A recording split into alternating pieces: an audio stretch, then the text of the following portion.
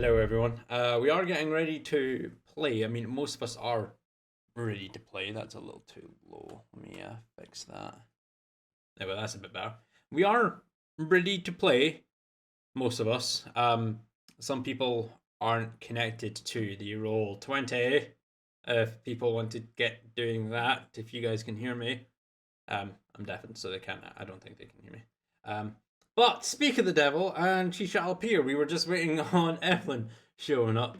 It feels like she was just putting her face on. So everyone should be here, should be good to go. Here's hoping. You know what? Fuck it. We're going to go over to here, and we're going to do this. Doing well. 1 week in quarantine, only gotten one noise.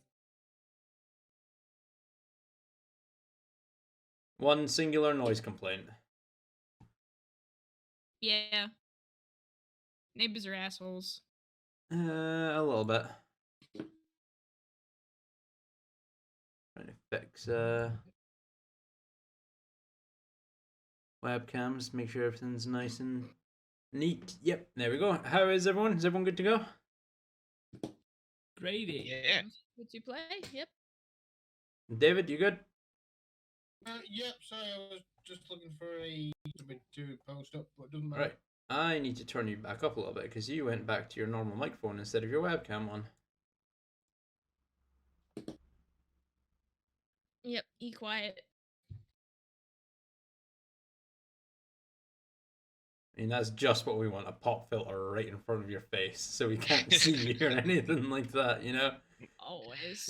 Is that any better? I'm speaking of my...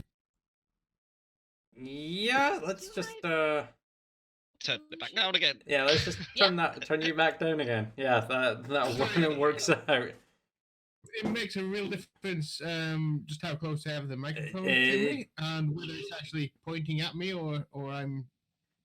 It's a condenser Speaking microphone laid back. for you. So, We did get a new follow, Fangsy. I noticed. Thank you, Connor. I appreciate it, Snappy. Old friend of mine who used to actually stay just down the road from me. But yeah, if everyone is here, microphones are set up, and everyone good to go, shall we get started? Yeah. Right, cool. So, I'll need people logged on to the Roll20, by the way, because some people Yes, sir. aren't. But anyway, the last time we played, you guys had dealt with the hanging of the individual named Diego, who was suspected to be a werewolf. You did a little bit of in further investigation of his corpse when Neftari, you wild shaped into, it was a squirrel, I believe it was, climbing the sun tree. Was it I thought It was a rat. it was a rat. Yeah, It was a rat. it was a rat. But yeah, a rat managing to climb the sun tree down the rope that his corpse was still being hung from the branch, and taking a chunk off of his earlobe, which you then took back to the party as you returned to the Hydrosale house, where you were set to just retire for the evening. You had a bit of a conversation with several of the patrons who were there discussing the events of the day, the hanging and the Briarwoods and everything that was going on. Some seemed to believe that the Briarwoods were doing the right thing. They were the lord and lady of the city after all. What they do is their business and you guys shouldn't question it. Others were less than thrilled to just go about hanging people left, right, and center without a due trial, without a public trial, because this guy might not have been a werewolf. What's them to say? As you return to the tower for the evening, you did a further bit of digging yourself. Sorry, when you thought to yourselves that perhaps someone was foul playing this hanging. You put another silver coin to the chunk of earlobe that Neftari had disgustingly brought home, and discovered that it in fact did not burn. A bit of a nature check, you kind of realize that just like with the Fae, even after they are deceased, iron contact to a Fae still burns, as does silver contact to a lycanthrope. So, Neftari and Victorlus, you guys decided to wild shape into a Staffordshire Bull Terrier and make your way out into the streets of Whitestone, leaving the wizard completely unaware of your entire plan up in her bedroom, with the temple set to go and do some shenanigans distracting her while everything is going on, while the two of you went to go investigate the tannery to see if there is anything amiss, and that is where we're going to pick up tonight's session. So, we're going to start off with Victorlus and Neftari. Well, Neftari, you're a Staffordshire Bull Terrier at the moment, because Staffies are adorable. So, well, they are. My Staffies did that all the time. Just smiled and panted all the time with their tails wagging it 10 times to the dozen. But Victorlus, what are you doing as you make your way out into the streets of Whitestone? It is pushing close to around 10 p.m. The moon is high in the sky. It's a light cloud layer, but you can see the pinpricks of the stars dotting across a deep navy blue sky as the last light of the sun slowly disappears, leaving you into the cold night sky. We fashioned some kind of lead for. Yes, you. Sorry, didn't we? Yeah, you managed to get a leash for Neftari so that you can just run away and go and hump something. Really? Yes, that was discussed, because I am not going to have you run down the streets as a Staffy to go and randomly hump a child's leg or something. I was totally going to do that as well. I know you were. So as I've walked out, it's occurred to me that we had to actually have completely forgotten about telling anyone where we were going. I'm going to kneel down next to Staffy Neftari. The Staffitari, yes. Staffitari. Go, right, boy. You know what we need to do? I'm going to sniff and lick your hand. I'll give a good scratch on the head as well. I'm quite enjoying Staffitari. We need to find the Tanner's place, but I need you to. I don't even know if you can understand me. I need you to be a badly behaved dog and pull on the lead and stuff just for a few minutes. I've got an idea. Right, go, boy. Okay. So are you going to start pulling on the lead? Hell yeah. I don't know which direction I'm supposed to be going in, so I'm going just... You know, you've been told that the tannery is in the northern district, which is to your immediate northwest, so you do know where you're going. I shall use my doggy nose as well to... I imagine I'd probably be able to smell which direction half the city is in. Go ahead and roll me a survival check. Let's see.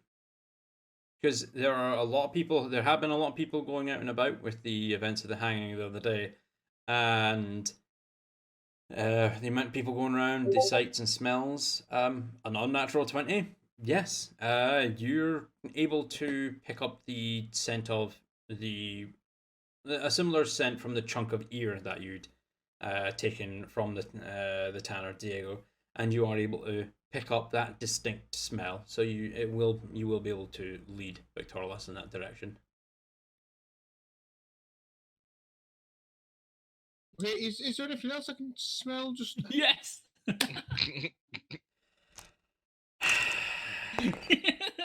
any female dogs or anything, or they might be on heat? Cats, I don't know. Fuck's sake, my first roll of the night had to be a natural 20. Yes, there are multiple things that you can smell. There are smells of the local bakeries and such that are selling delicious smelling pastries. You can smell the nearby butchers with all the succulent meat that just almost has you just drooling with salivation at the smell of it. There are several... I'm not actually going to say. There are several other female dogs kicking about that you can most definitely smell. Yes, I was going to say bitches, but I don't want to say. I don't. Technical term. It is a technical term, Harry can but smell other but. there are other staffy bitches that you can smell as you're going about your task. Okay, well, if I hate this dice. I assume the butchers will probably be closed at this time of night. If it smells like there's any female dogs on heat close by, then we might probably go that direction. It's vaguely in the same Okay. direction as the town. Okay. High or low, please? Hi. Hi. So you begin tugging away, and Victoria, Staff Atari is now starting to pull on the leads, trying to pull you in a direction, trying to misbehave. So we'll let you do what you're trying to do before we get off track. So as Staftari sort of takes off and starts pulling at the lead, I'm going to pretend that I'm trying to command him. Mm-hmm. What I'm actually going to be doing is calling out, "Sir Barkley, I'm not sure if you can hear me, but we're going for a walk." So I'm going to sort of repeat that as though it's the dog's name, or I'm trying to give it an instruction, obviously in Okay. primordial audio. So Okay. people shouldn't know what I'm actually saying. I'm hoping.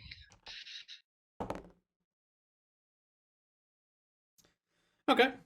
Coralina, while you're up in your room doing your studies and focusing on getting your plane shift spell copied down into your spell book again, you're almost finished. Before you kind of see Sir Barkley, who's been on the desk just watching over you, kind of abruptly turn to the window and flutter over to the window and glance around. Where he just kind of looks back over to you. My lady, Prince Victorious and a dog are going for a walk. I don't know where they got the dog from, but they seem to be going for a walk. That.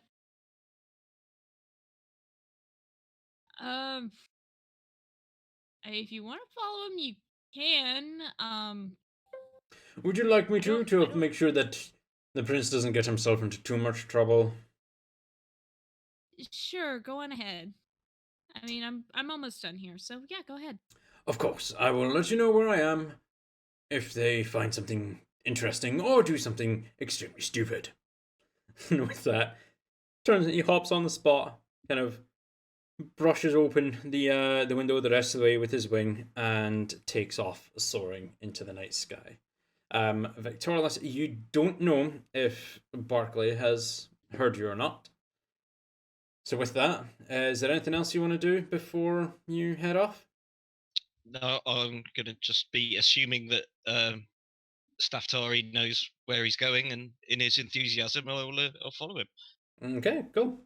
So, Staffetari, as you begin trawling your way through Whitestone, making your way through the streets, sniffing around, Victorious, a sudden sense of ineptitude washes over you as you turn the corner and see Staffetari pulling towards a leashed up staffy bitch, and is trying very, very desperately to get at this other staffy. My goodness, you're the same as a.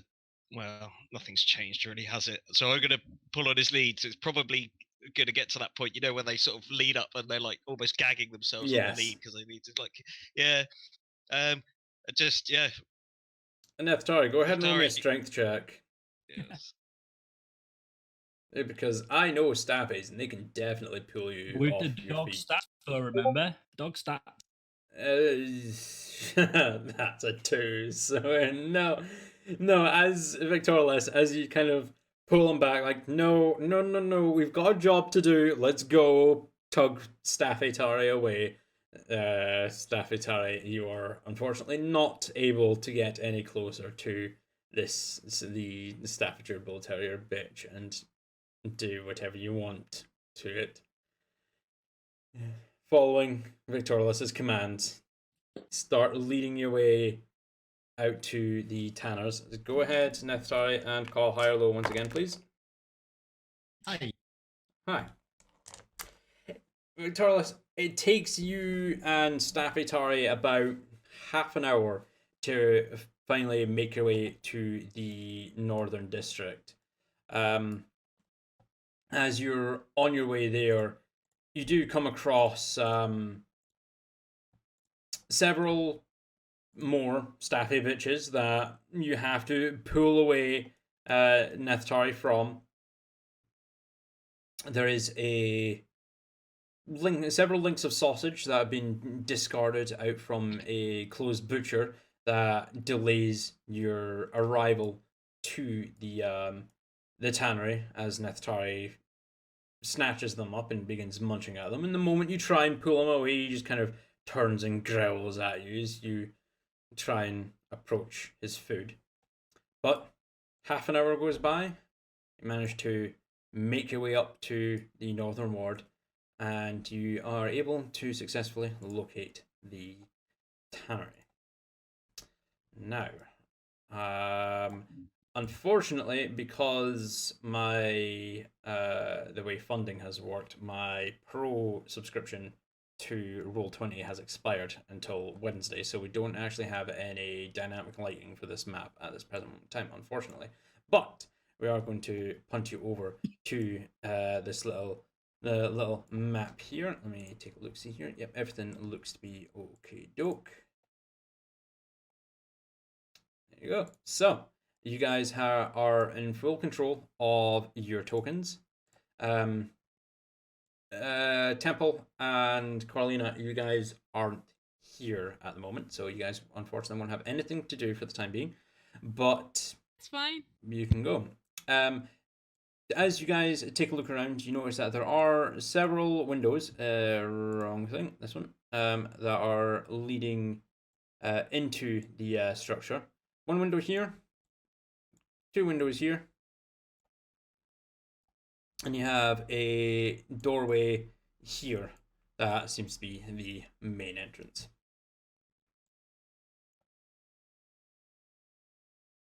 Okay, first off, can I look up and see if I can see any sign of Sir Barkley in the Go ahead sky and following us? Go ahead and roll me a perception check. Jesus Christ, okay. 21. Just way up in the distance, you can see what looks to be the familiar shape of Sir Barkley circling overhead.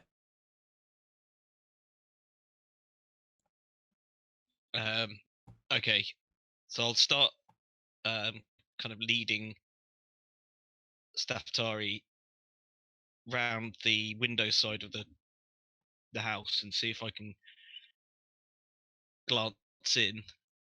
And similarly to what I did before, I'm going to sort of call out, Sir Barkley, I'm not sure what we'll find here, but the others may want to join us. And make it, just say it a few times like I'm giving commands to the dog. I'm going to be sniffing the base of all the way around this, well, as much as I can get to from my leash. Sniffing everything. Yeah, Okay. I mean, I'm happy to walk quite close to the wall because I want to be able to see if I can see in the windows. No problem. As you glance through the bottommost window, I tell you that, you do peer in, and you can see it looks to be a washroom. The curtains have been drawn semi-open, but you can glance in, see an empty bathtub, empty sink, and what looks to be a toilet basin. Glancing over to the second windows, they both lead into a main tannery room. You can see what looks to be oil barrels and sacks of unknown items with different types of tanned skins and leather. A couple seem to be on drying on a rack, and one actually seems to be on some kind of bench being worked on at the present moment in time. The southwestern window, this one down here, has been boarded up. You can't actually see into that one. And as you continue around, I'm assuming you're wanting to go up to the topmost window as well and glance in. Yeah, so we'll go around in like a clockwise kind of I motion. mean, you around do the have building. access to your tokens as well, so just remember Yeah, that. so just As kind you of round this way, kind of up around to the top, cool. up to here. Yeah, as you get into the topmost window, glancing in, you do see what looks to be a bedroom of sorts. Barely able to make out much of the details, as there is like a curtain drawn over the top there, and there are actually apparently no windows leading into the main foyer area of the building. It is just the two doors at the main entrance.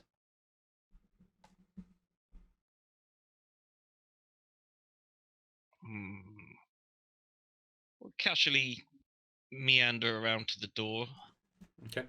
Neftari, as you're getting around, like getting a sniff on the walls, go ahead and roll me an investigation check, please.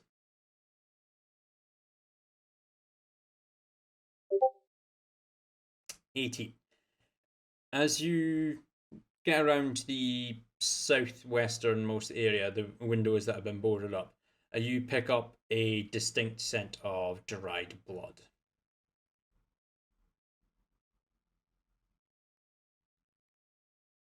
The northwestern window. Southwestern window. Dried blood. The one that's been boarded up. The one down here, that has been boarded up. You pick up a distinct scent, something that you recognize as dried blood. Can I get an idea how old this blood is? Roll me a survival check. Actually, make it at a disadvantage as well, because unfortunately you can't see the blood itself. You know it's there, but you can't see it. You can only smell it. You can't taste it or anything like that to try and determine its age. That's a natural one. Unfortunately, not. You have no idea. The only thing that you know is that there's dry blood in the area. You don't know if it's human. It could be from an animal of some kind that the tanner is used to, like the tanner has like slain, dropped back, and then used skin. It could be anything. You have no idea. Yeah, but it's a tannery, so I'd kind of expect a bit of blood smell. I'm going to assume it's quite old then, because it's obviously been washed away or cleaned away. All right. So, Victoris, what's the plan now? Having got round to the door, I take another glance up and see if Sir Barclay's in a similar spot or whether he's headed off. Go ahead and roll me a perception check.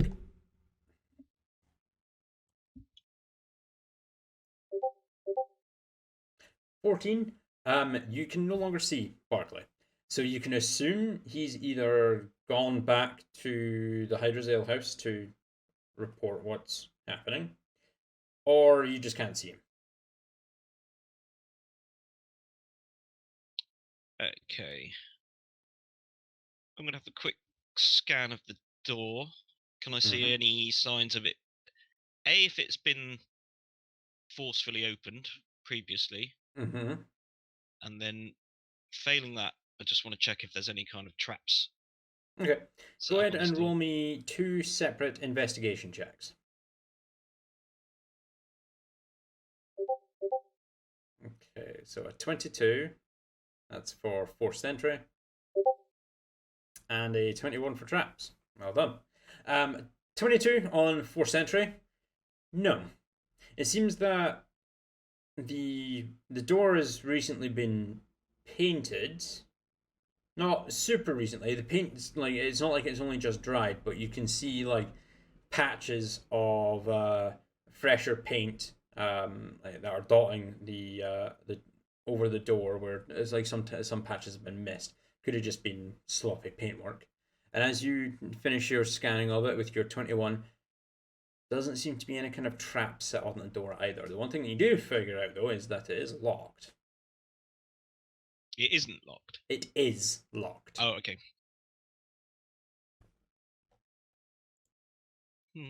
Where's Temple when you need him? I'm gonna rap on the door, I think. Let's give it a knock. Okay.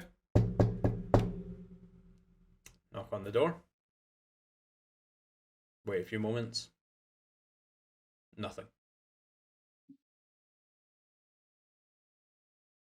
Mm. Mm.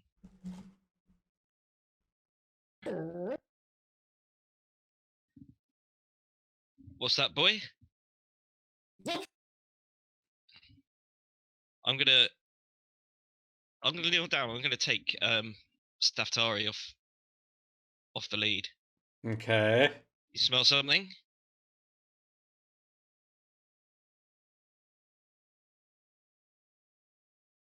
And wait and see It's up to you, Nethstari. what Neftari does. What are you doing? Is there a chimney on this place?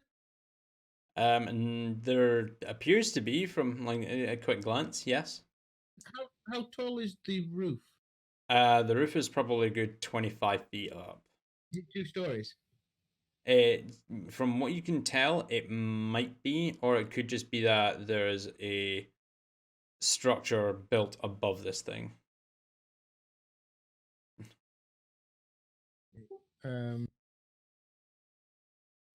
So there's no way for me to jump on the roof at all. Not from your walk around the building with Victorious. It doesn't seem to be. There's no immediate access to the roof.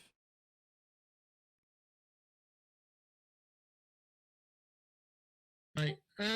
How there was just one window which was boarded up. The others are just glass. Yes, they are. So I could, in theory, take a running jump at one and just try to cannonball for it. Yeah, if you'd like to try that, you can. You certainly can. I'm not going to stop you.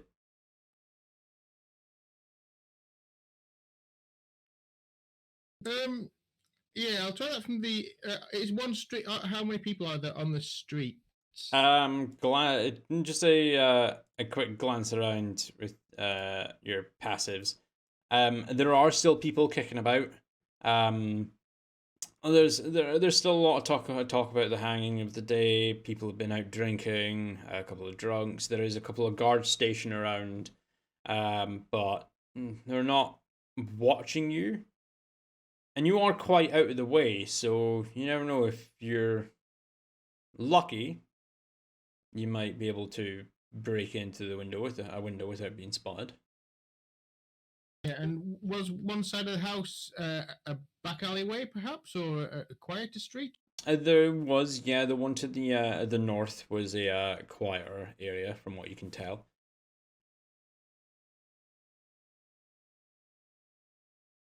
I'm just going to hold fire for now. I'm just going to keep walking around the house, just sniffing for things. Okay. Have a pee and. Okay, mark your territories. You're good. Victorious, anything else that you're wanting to do? I'm unsure at the moment. I think I'm going to follow Staftari Mm-hmm. around. Let him have a sniff and mark his territory and stuff like that. Mm-hmm. I'm going to put the lead back on him, and I'm going to take us for another circuit around the block. I think. Okay.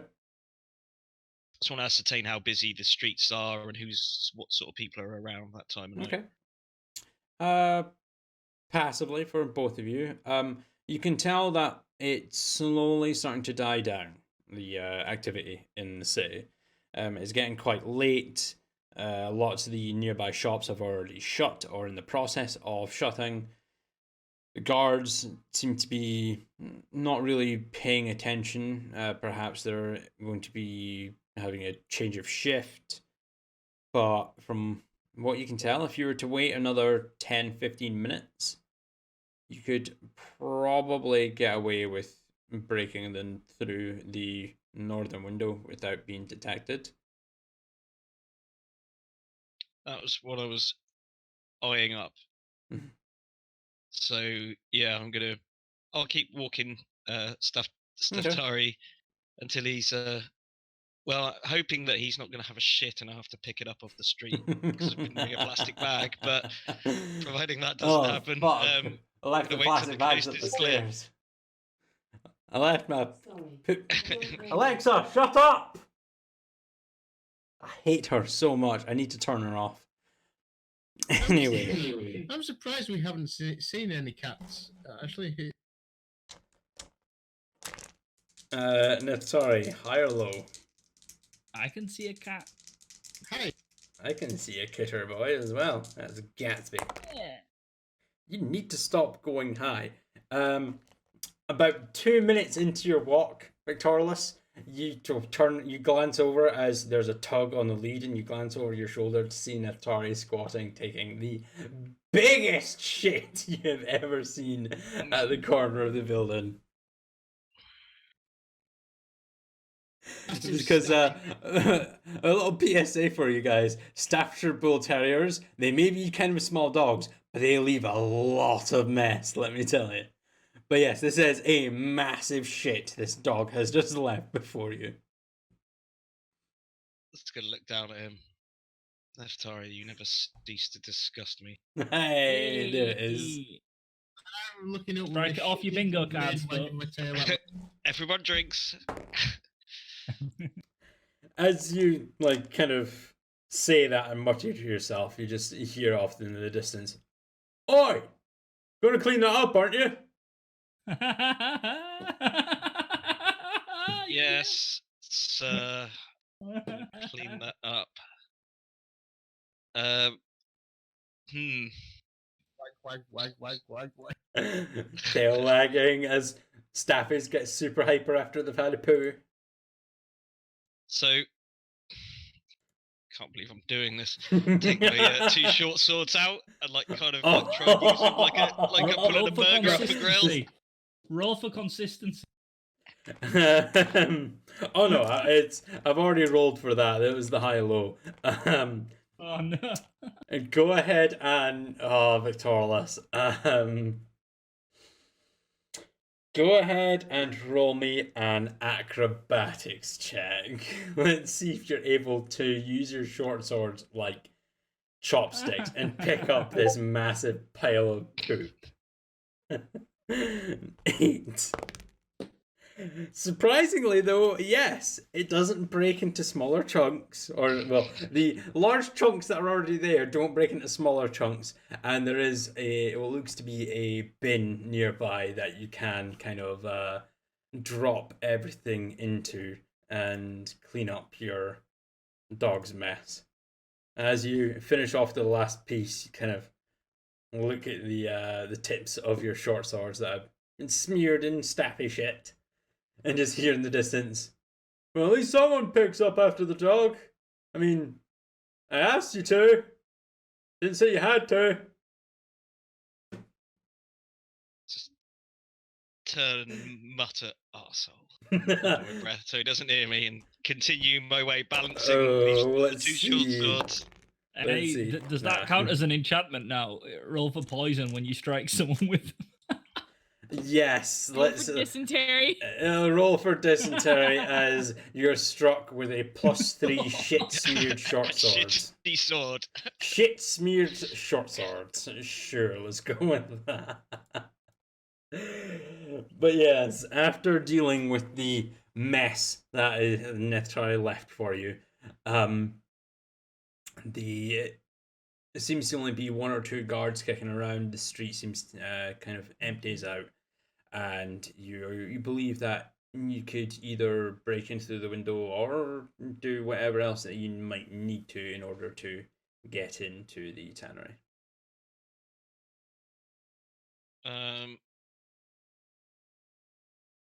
Not being particularly good in the art of picking locks, I am going to go to the northern window. Okay. I'm going to take the hilt of one of my shitty short swords. Just try and tap a little break into the glass just enough so I can get a hand through and undo the latch. Go ahead and roll me a strength check.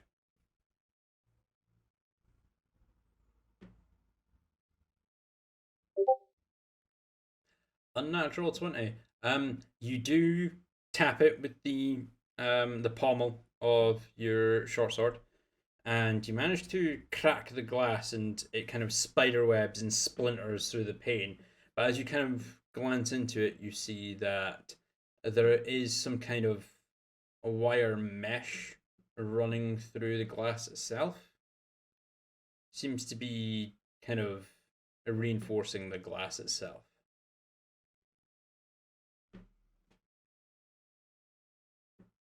Hmm.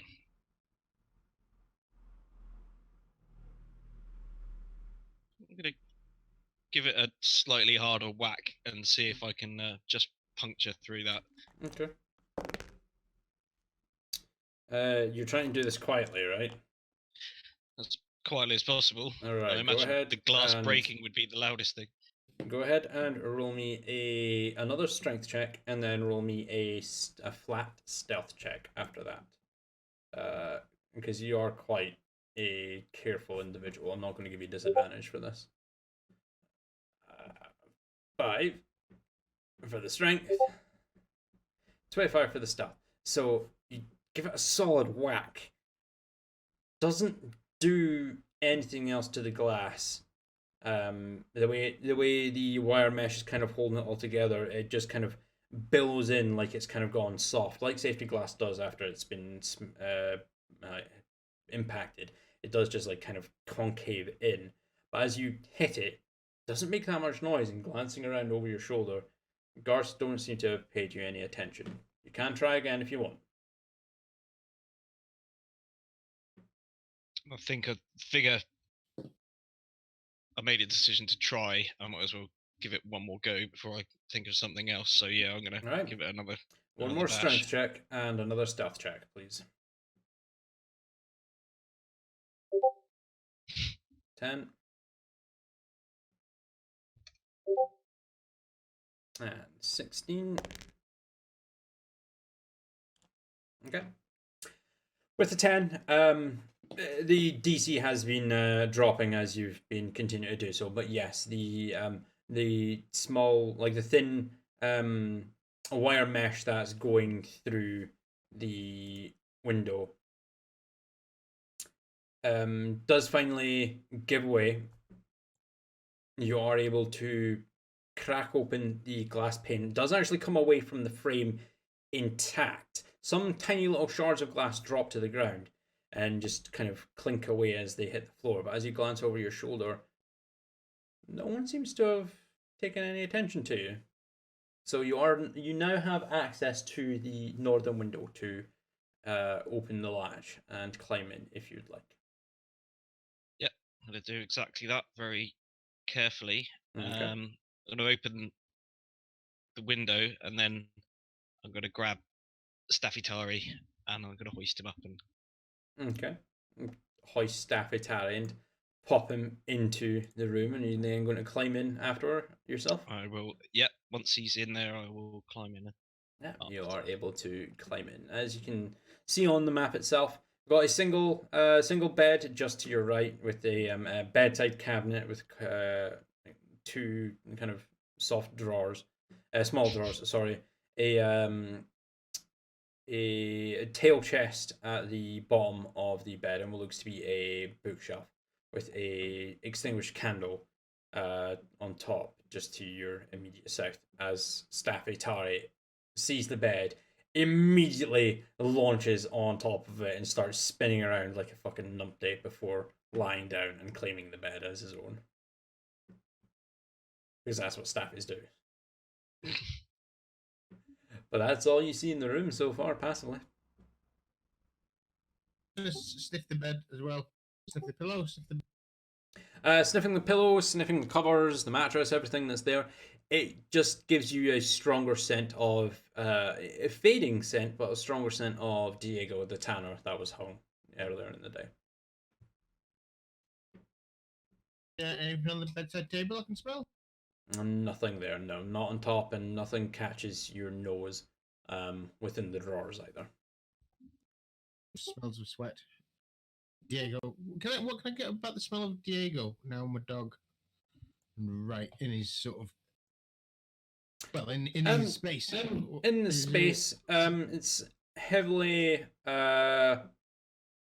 soiled and oily scent coming from the bed and the bedside cabinet. hints of worked skin and leather, but you do, like, in this bed, you do actually pick up a scent of um, wood as well, like either bark or chipped wood or something. You're not 100% sure where that would come from because a tanner shouldn't really be working with wood much. I get a scent of any female companions you might have kept. No, the only thing that you're picking up is the scent of him. He seemed to live alone. Can I smell food at all around here? Not in the bedroom anyway. There is a door to the eastern wall that you can pop open, or at least attempt to. Anyway. I'm gonna, yeah. I mean, I'll scan the room. But is there anything of interest in the bookcase? What sort of books are they? What's he? Couple of books based on the history of Whitestone, a folklore of Taldore and the nearby regions. Nothing too interesting, unless of course there is something there that catches your attention.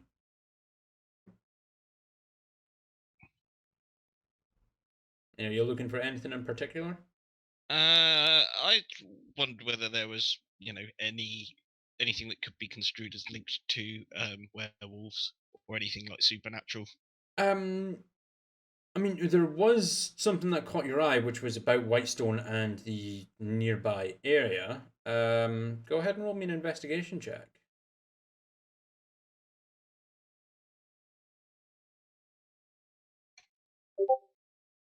14. As you pop out the book itself, you do see that it is disgracefully dog-eared. As you open the book to that page, it is a detailed account of the wildlife surrounding Whitestone in the Parchwood Timberlands. As you do a quick read through a few pages, don't go too deep into it, but a quick read through, there is no record of lycanthropes roaming the wilderness of the Parchwood Timberlands. Not naturally, anyway. Can I sniff the bookcase as well? Can I tell what the last book he handled, or the last books he's handled, maybe? The strongest scent is actually coming from the one that Victorlus is skimming through. So you can assume that that was the last one that he handled. Any sense of the is it a clothing chest at the foot of the? No, that's a foot locker kind of thing. So, no immediate sense coming from the foot locker. Is it locked? Doesn't seem to be any kind of lock on it. Okay, I'll see if I can get my nose in and flip it open. You go ahead and roll me a dexterity check at disadvantage. I mean, this is a chest, and you're Staffy. Staffies don't struggle to open up doors and stuff like that, but this is a chest that's like flush and closed. 13. Yeah, surprisingly, there is the way the chest has actually been made. The lid doesn't actually sit truly flush at one side. It's kind of the hatch, the hinge at the back. That's the word I'm looking for. Is kind of off center, so there is a tiny little gap that you manage to just get your nose into it and manage to nudge open. As you glance down, there seems to be little sacks, like little brown sacks, 2 or 3 of them that are in there. 3 of them, in fact. You can't see what's inside them, but Victorlus, as you hear the dull thud, you do see this as well. 3 little brown sacks that are inside this foot locker at the bottom of the bed. Yeah. Walk over and pick one up. Pick one up, and as you pick one up, you hear the telltale sign of the clinking of coins.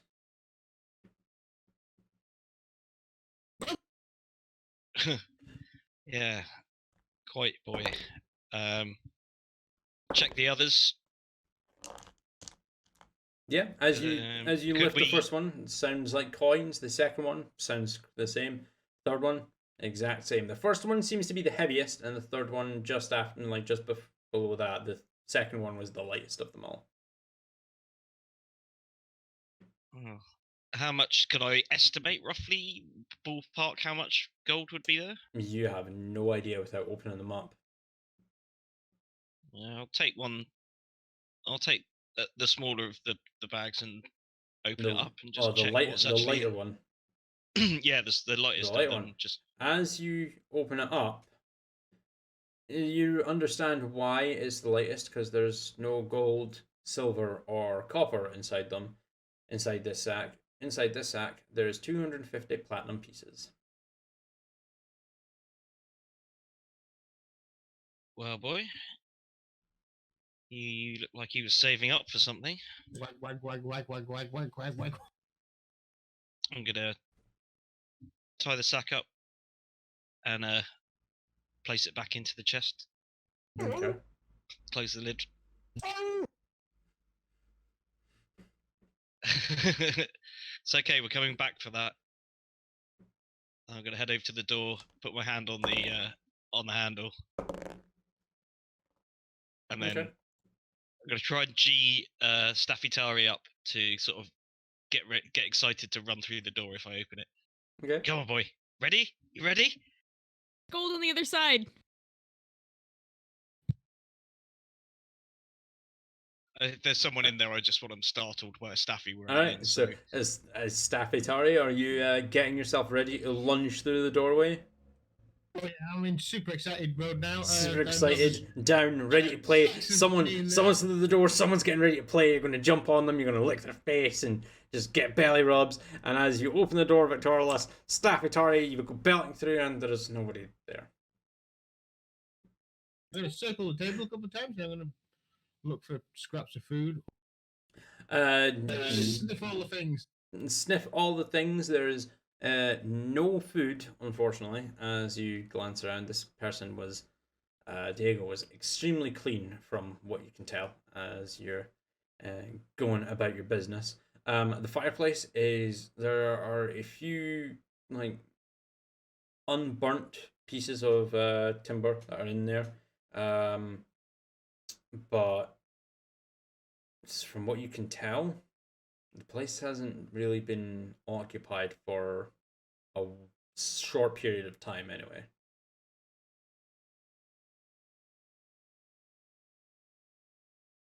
We'll walk into the room and have a look around. Is that a doorway heading south into the Yes, that is correct. larger area? Is there a bellows next to the fireplace? Sorry, say that again, Nathan. To the left of the fireplace, is that anything I should be looking at, or? Oh, that is is that the just bellows for the fire? yes, that's just a bellows for the fire, and to the right is just a pile of firewood.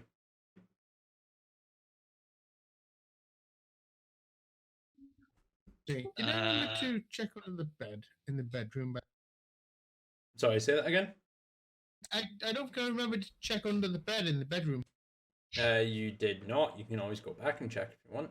I've just got this image of this Staffy just like literally wagging its tail, running around the room, sniffing every corner, and then getting back to the door and going, "Oh, I'm not sure if I smelled everything in there," and running back into the bedroom. Back in, and then to you just onto its front quarters, and its butt just kind of sticking out, and its tail wagging 10 to the dozen as it sniffs underneath the bed. As you get underneath the bed, Nathtari, there doesn't seem to be anything there. Maybe a pile of dust and a spoder in the corner, but other than that, there's not much else. I'm gonna stop here. I'm super enthusiastic about sniffing everything and sniffing it twice. And yes, you are, because that is exactly what a staffy does, and I'm well aware of that.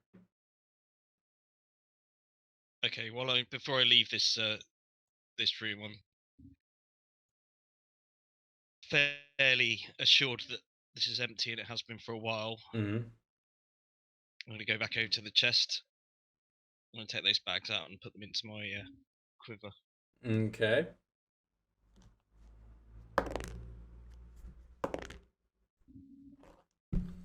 All right, good to know.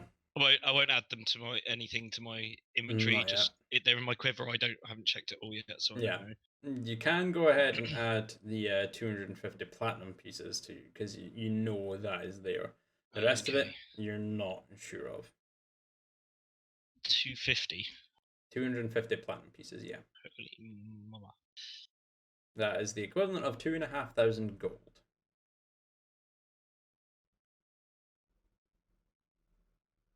Okay, I'm going to proceed through, following enthusiastic Staffitari's Yep. sniffing around, and yeah, just keep an eye on what I can see. Basically, step through each room individually. Again, I'm looking for any sign that there's been some sort of struggle or any evidence that he might have been interested in werewolves, or even something as weird as a cage that he might have put himself in if he was a werewolf. Go ahead and roll me an investigation check as you enter the larger room.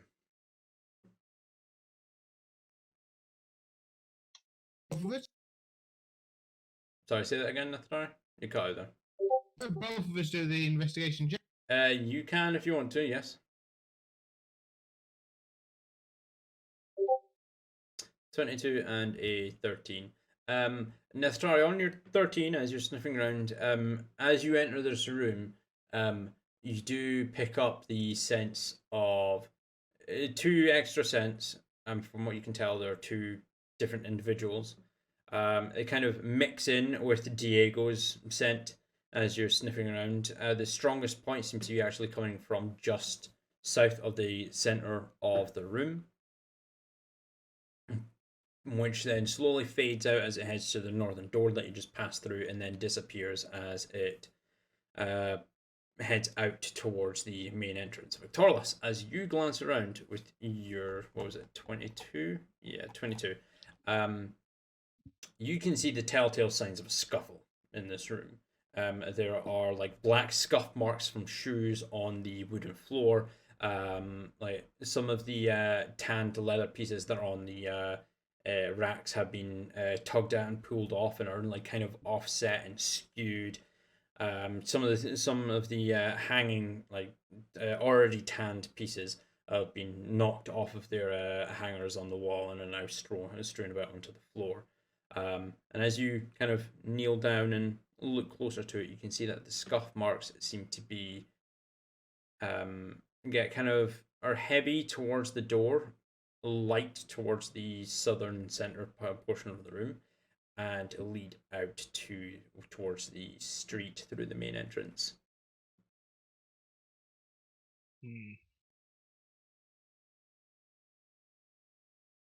What do you smell, boy? Where should we go next? What do you smell? Can I get any sense of other people on some of these pieces of? Can I tell whether hunters, maybe? You don't get anything from the leather, unfortunately. It has been the leather pieces have been worked far too much to actually pick up on anything. The one that's on the workbench and it was in the progress of being worked on, it's been sat there for so long that you don't really pick up anything. However, as you get to the southeastern door, there is that immediate pickup of dried blood.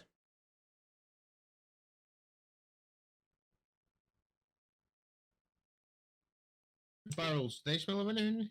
The barrels, as you get close to them, they immediately smell of oil. Tanning materials, basically. Basically, yeah. And the sacks, I assume, are other tanning supplies? Yes.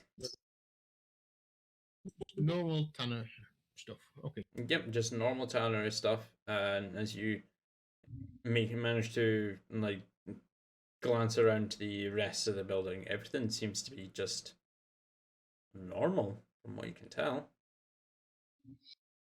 Can I tell which direction the blood leads from, too? The direction that the scent is coming from is the eastern room, the one where the window was boarded over that you couldn't see anything. Western room. Western. Sorry, I said eastern. Western room. Okay, I'm going to scout out the bathroom first. Yeah, you are able to nudge the door open. It was left open, and as you glance around, there's no toilet paper.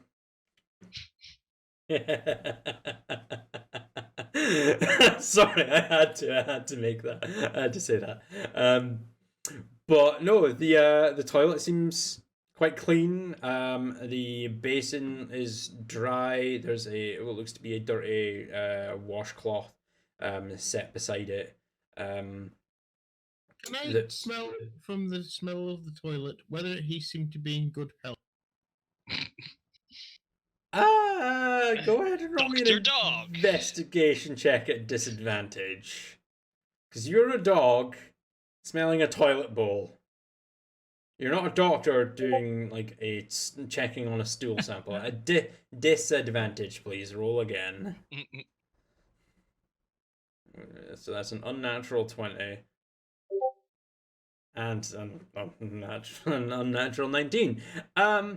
From what you can tell, Very sensitive noses, don't you got a really sensitive sense of smell, and from what you can tell, he seemed to be in relatively decent health. He's eating well. He was eating extremely well, and for some reason it smells delicious.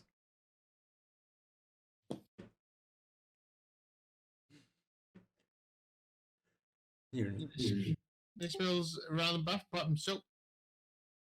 Soap, like smells of like drained soapy water, hints of oil and leather, probably just from him cleaning himself.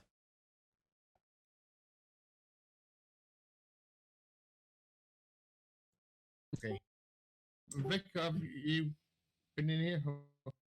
I'll move down, follow Safitari's movements, and yeah, just have a look in there. But it's a bathroom, unless there's any signs of blood or anything around here. Not in the bathroom, no.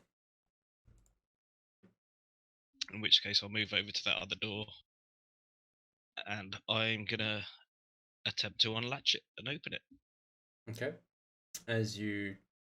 There's no latch on the door. There is a lock on the door. And there is no key around. And as you attempt on it, it doesn't budge.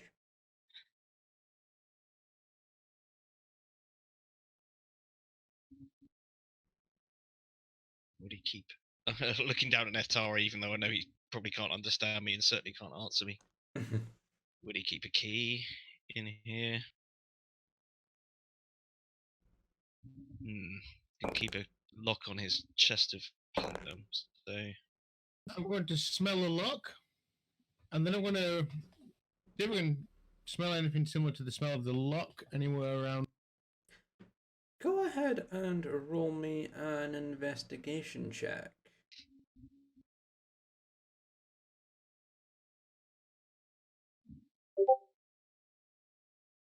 Ten. Okay.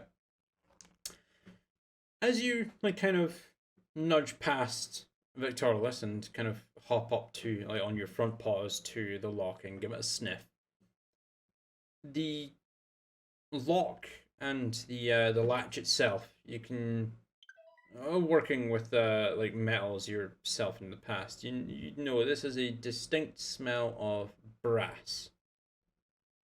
Glancing around at the tools, they're all made of steel.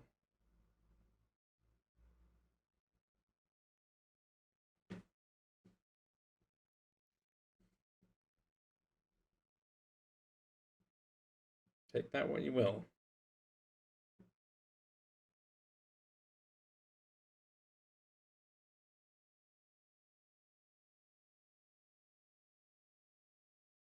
you smell anything in there, boy? You smell anything? Kind of just tilts his head, ears put back, like, Staffy look of confusion. Staffies are adorable. I'm going to run back to the chest in the bedroom and see if I can smell brass at all in the chest or around the drawer. Around the chest and the drawers, no. But you can pick up a slight scent of brass from under the bed. Okay, then I'm gonna get under there and see if we can sniff it out. Did you say it was in the corner under the bed? A scrap of underpants? No, under the bed, like there was cobwebs and stuff, and spiders in the back corner, spiders.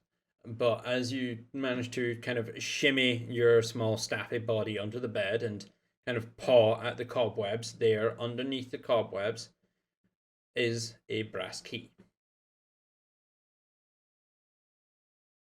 And as carefully as possible, I'm going to running back to Rick with the brass key.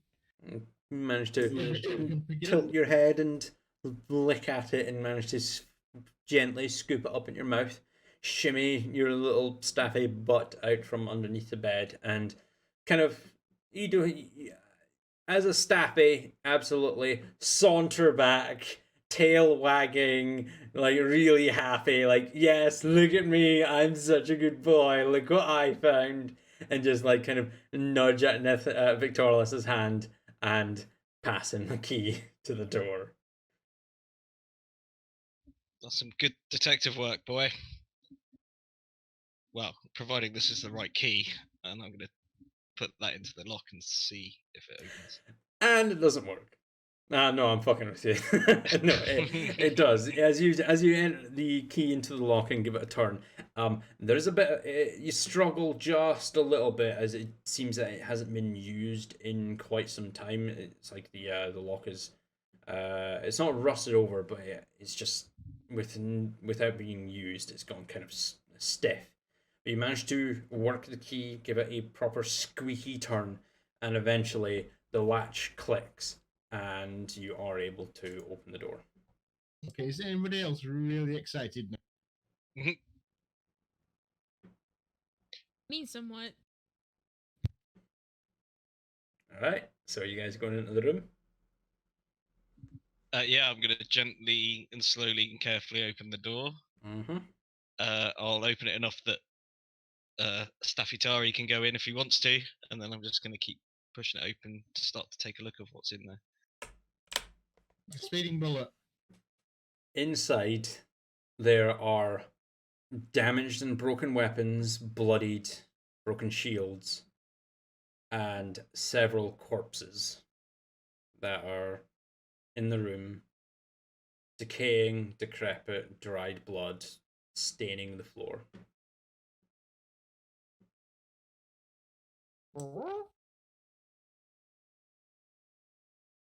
Yeah, I'm keeping right by the doorway, taking a look into the room. Well, shit. Are these humans? Are they They're other humanoid. races? They're humanoid. They are all face down away from you. So, from what you can tell, they are all humanoid. You would have to get in and properly take a look at them to see what they are.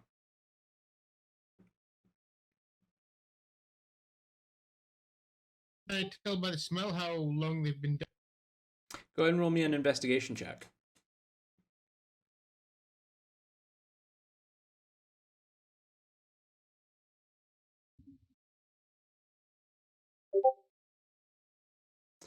Four. With the heightened sense of smell, from what you can tell, some have been here for months. Others only been here for a few weeks. They've all been here long enough that the blood is able to dry out and like coagulate, but that's really about it. So the fairly decomposed, can I tell that they are definitely human, any of them, or can I identify any possible race? From the looks of it, one seems to be of elven descent of some sort, but the rest of them all seem to be human.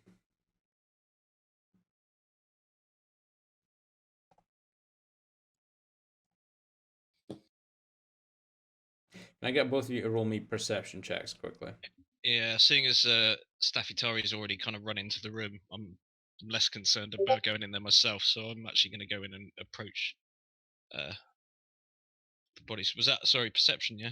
Yes, please. 18 to 15.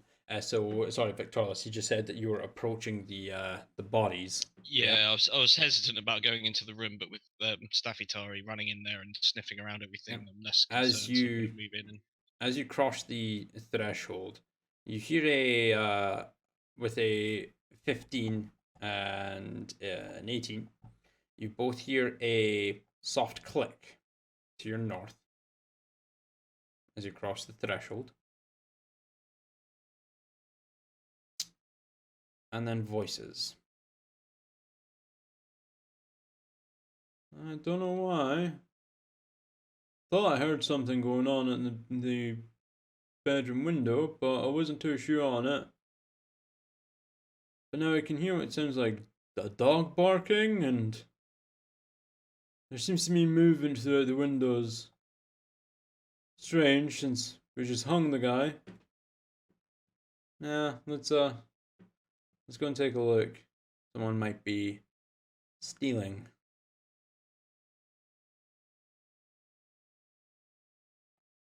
As you kind of glance over your shoulder, Victorious, I'd like you, and only you, since you've got Staffitari, it's small, roll me a stealth check.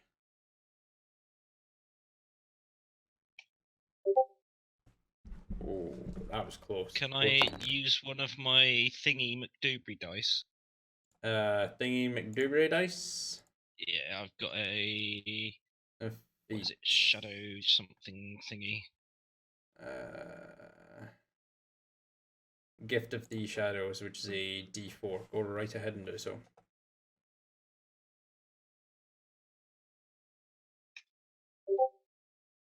Two comes a 16. Just. It's a good thing you called it. I called that. Is that Oh no, it's just in general you can do that. Very good. Yeah. As you kind of manage to swiftly step into the room and glance over, like peek around the corner, you see several guards have walked into the door and are now entering the building. And now we fly all the way back over to the other side of Whitestone as we join and jump in with Coralina and Temple. Coralina, as you've you left the guys to to their own thing as you entered the Hydra's Ale House. You went straight up the stairs. You know, you only had a short period of time left in order to finish off copying your planeshift spell. May as well just to get it done. And just as you finish it up, Barclays told you that Victorious has gone away with a dog, and you sent him away. But now you've finished your planeshift spell. There's you and your thoughts at the moment. Okay. What would you like to do? I guess I'll start poring over. I got the rune code for Whitestone, which is great, but I've also got an unknown rune code as well from I believe when we were at the Stillben. We were at the yes. The Relic Hunter Guild Hall. That's correct. Yeah. Okay. Do they look similar in, maybe rune composition? Like maybe they've got something in common, or runic composition? Yes, there are several runes that are. They're not in the exact same order, obviously, but there are several runes that are similar to one another. Perhaps a stroke of a line is like maybe a couple of millimeters longer than another, but they do look to be similar at most. okay. Well, after poring over and just looking at them, of seeing if they're similar or not, sometimes when you're sitting there pondering over something, if you're spitballing off of somebody, maybe that helps because sometimes somebody will mention something you don't think of. I'm going to take Mm-hmm. my book, take my rune codes, and go downstairs and have a conversation with Temple because maybe he'll jog something that I didn't think of. You make your way down the stairs. Nethari doesn't seem to be anywhere in sight. But as you make your way down to the common room, Temple is there in his sentry state, just standing in the common room as you make Reading. your way down, Oh yeah, he's reading his book. reading his book. Oh. Hey, if you're busy, I can bother you later. But I was wondering, I know this sounds really off the beaten path, but do you know anything about rune codes? Or at least be able to listen while I try to ponder this? I do actually. I've been collecting rune code for You teleportation. have? You mean? Yeah. Yeah. Yes, although the ones I have only work in a cry, as far as I know. They only I work also in know a lot a about cry? rock. Wait, why do they only work in a cry? Do you know? I'm not entirely sure. That's just what Remure said. Okay, I don't know who this Ramir guy is, but can I see them? Sure. I have some notes. Totally have that document open. I mean, if you just, I got a piece of paper. If you just want to, if you can remember them and write them down, I don't know. Oh, certainly. I have quite an exceptional memory for things I care to put up there. Sure. I have some rune codes for you. Some partial rune codes. Do be careful not to put in an incorrect rune code, because Oh, I know you that can might just easily turn you. teleport them halfway between a realm or inside of a mountain. Yeah, it's quite dangerous actually. Are the ales and stuff like that from this what evening still on the table? Yeah, there's I'd say probably about half a tankard left. All right, I'll move over to like where the coffee table is, Mm-hmm. and go and pour myself an ale. Are the coins still there? The coins, like the silver There were coins.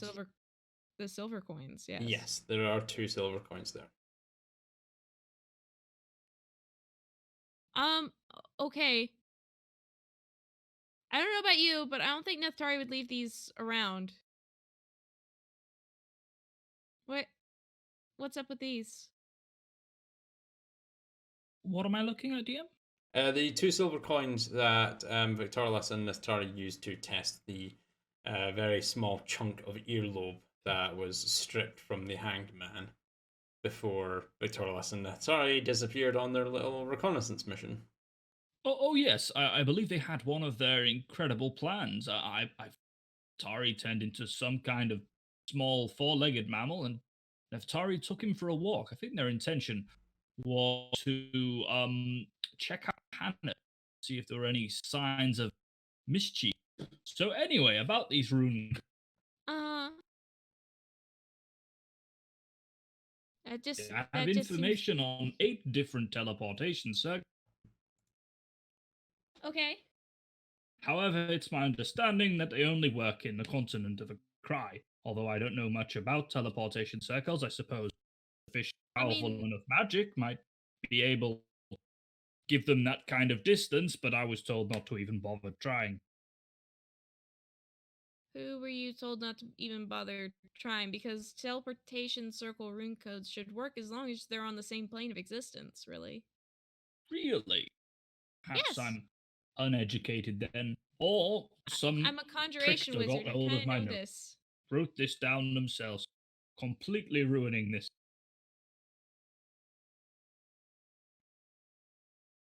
Okay. Well, I also mark the locations of any teleportation circles I find, whether or not I know how to get there or not. It's important information to know where you'll end up when you teleport. That is really important. So, I'm going to what are we give you looking my at? favorite teleportation. It's one here I've marked as Dragon Clan. I don't know why I wrote that next to it, but there's all 7 sigils. You could teleport to it. I have no idea where it would take you. I believe we found it on a piece of paper in like a building, possibly a temple. Okay. Well, if you don't know where it's going, why is it your favorite? Because of the mystery of it. It's such a mystery that I don't even think the DM remembers that. Oh no, I remember. I remember exactly where it goes. Don't you worry. Yeah. I had to think what code you were referring to, and then you said Dragon Clan, and it's like, right, that's the one that you got at that time from this place from this person who still doesn't know you have that, and Yeah, it we leads never to used it. I that place. don't remember. Okay, well, I can probably do some research on that. When Well, libraries are open again. I'd certainly be happy to pass you my information, but we only actually have complete codes, 3 different teleportation circles. We can I mean, head three's better right than on. none. Certainly, and I have some partial codes for others. We have the code for the Silver Drake Keep. That's actually etched onto a necklace we all have. It like a little rune thing that tells us, so we always know where it is. Isn't I've Silver also Drake like where memorized you the code. guys? Sorry, go ahead. No, I was saying, isn't Silver Drake like where you guys are like, I don't know, fortifying stuff or something? You guys bring it up a Yes, few that's times. where Akrai is holding the refugees against demon scourge currently plaguing the continent at the moment. But there are dragons there. I'm sure everyone will be just fine. You mean like actual like big dragons? Oh yes, certainly. Ramonf and Victoralis's dragon. It's not his dragon. It's more like a sun thing. Nick has a dragon? Yes, He's never brought this up in conversation. yeah. Zane, very, very wonderful, very intelligent. Well, yeah, I And hear dragons are really smart. Ramon lives there, and we also met another dragon called Remure. He was very scary. He killed us all and brought us back to life. Maybe it was an illusion. I'm not entirely sure. I failed that. Well, he did actually kill you. You dropped to 1 HP and fell unconscious. Technically. It was painful. Neftari summoned 8 whole horses in a perfect line, gone in a single attack. That was a good day. What wonderful Wall of memories. horse. Wall of horse. Well, if friendly place, it wouldn't do much harm to have the room code, I guess, in case you guys need to go back there. I mean, because Certainly. As long as that place still stands, Cry has a chance. As far as I'm concerned, we really should check up on them sometime soon. Okay, may I look at the back of your little necklace thing that has the room code then? Absolutely. Or if you Do not want, I bother can to just take it write off down yet. a copy of my information in my notes. Okay, that works too. Okay. Right, well, you can share that information. Research buddies. Yay, research buddies. So DM knows what I'm sharing. I'm just gonna put it in the chat. Notes on teleportation matters. Not Yep. all codes, just locations of thingies.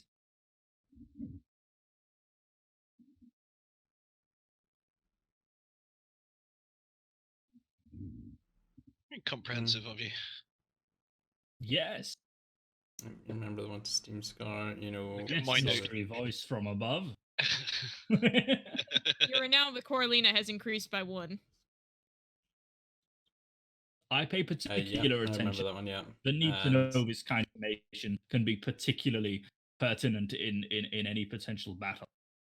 Well, I'm always looking at giving us advantages in battle, given that we're going to war. But yes, Kayla, you now have, well, Corlina, you now have access to all of this information in regards to the teleportation circles towards several of the towns and cities within Akrai, a place that you actually haven't been to yet.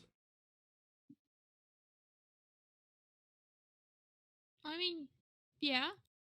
But I mean, they're, my companions seem to be from there, so I mean, at least from what You little know- they've said, it was okay until shit happened. It was okay till shit happened. Although I must say, it would be lovely, if one day you and Neftari visit the river he was thrown down as a baby. We're gonna avoid Sounds that. very We're gonna avoid romantic. that topic like the plague. Jesus Temple, you don't know Christ. how to read a room, do you? I can read a book. I don't understand how I'd read a room. But I'm I'm sure I'll get to terrible at that it, and I level know of that was reading terrible. comprehension eventually. Maybe. Carolina, can I get you to roll me an Arcana check while I can still breathe? Yes, sir. Reading a room is some kind of magic. Oh my god. I mean, My book made a noise. technically, it's a kind of magic, but it's not the kind I do. It's something really. Oh, I see. If It's people are something good a with magician people, does. A social magician, maybe. Magic without spell slot. A magician. 28. Okay. Looking at the information that has been provided to you, several of the rune codes that Temple has provided to you, the second, third,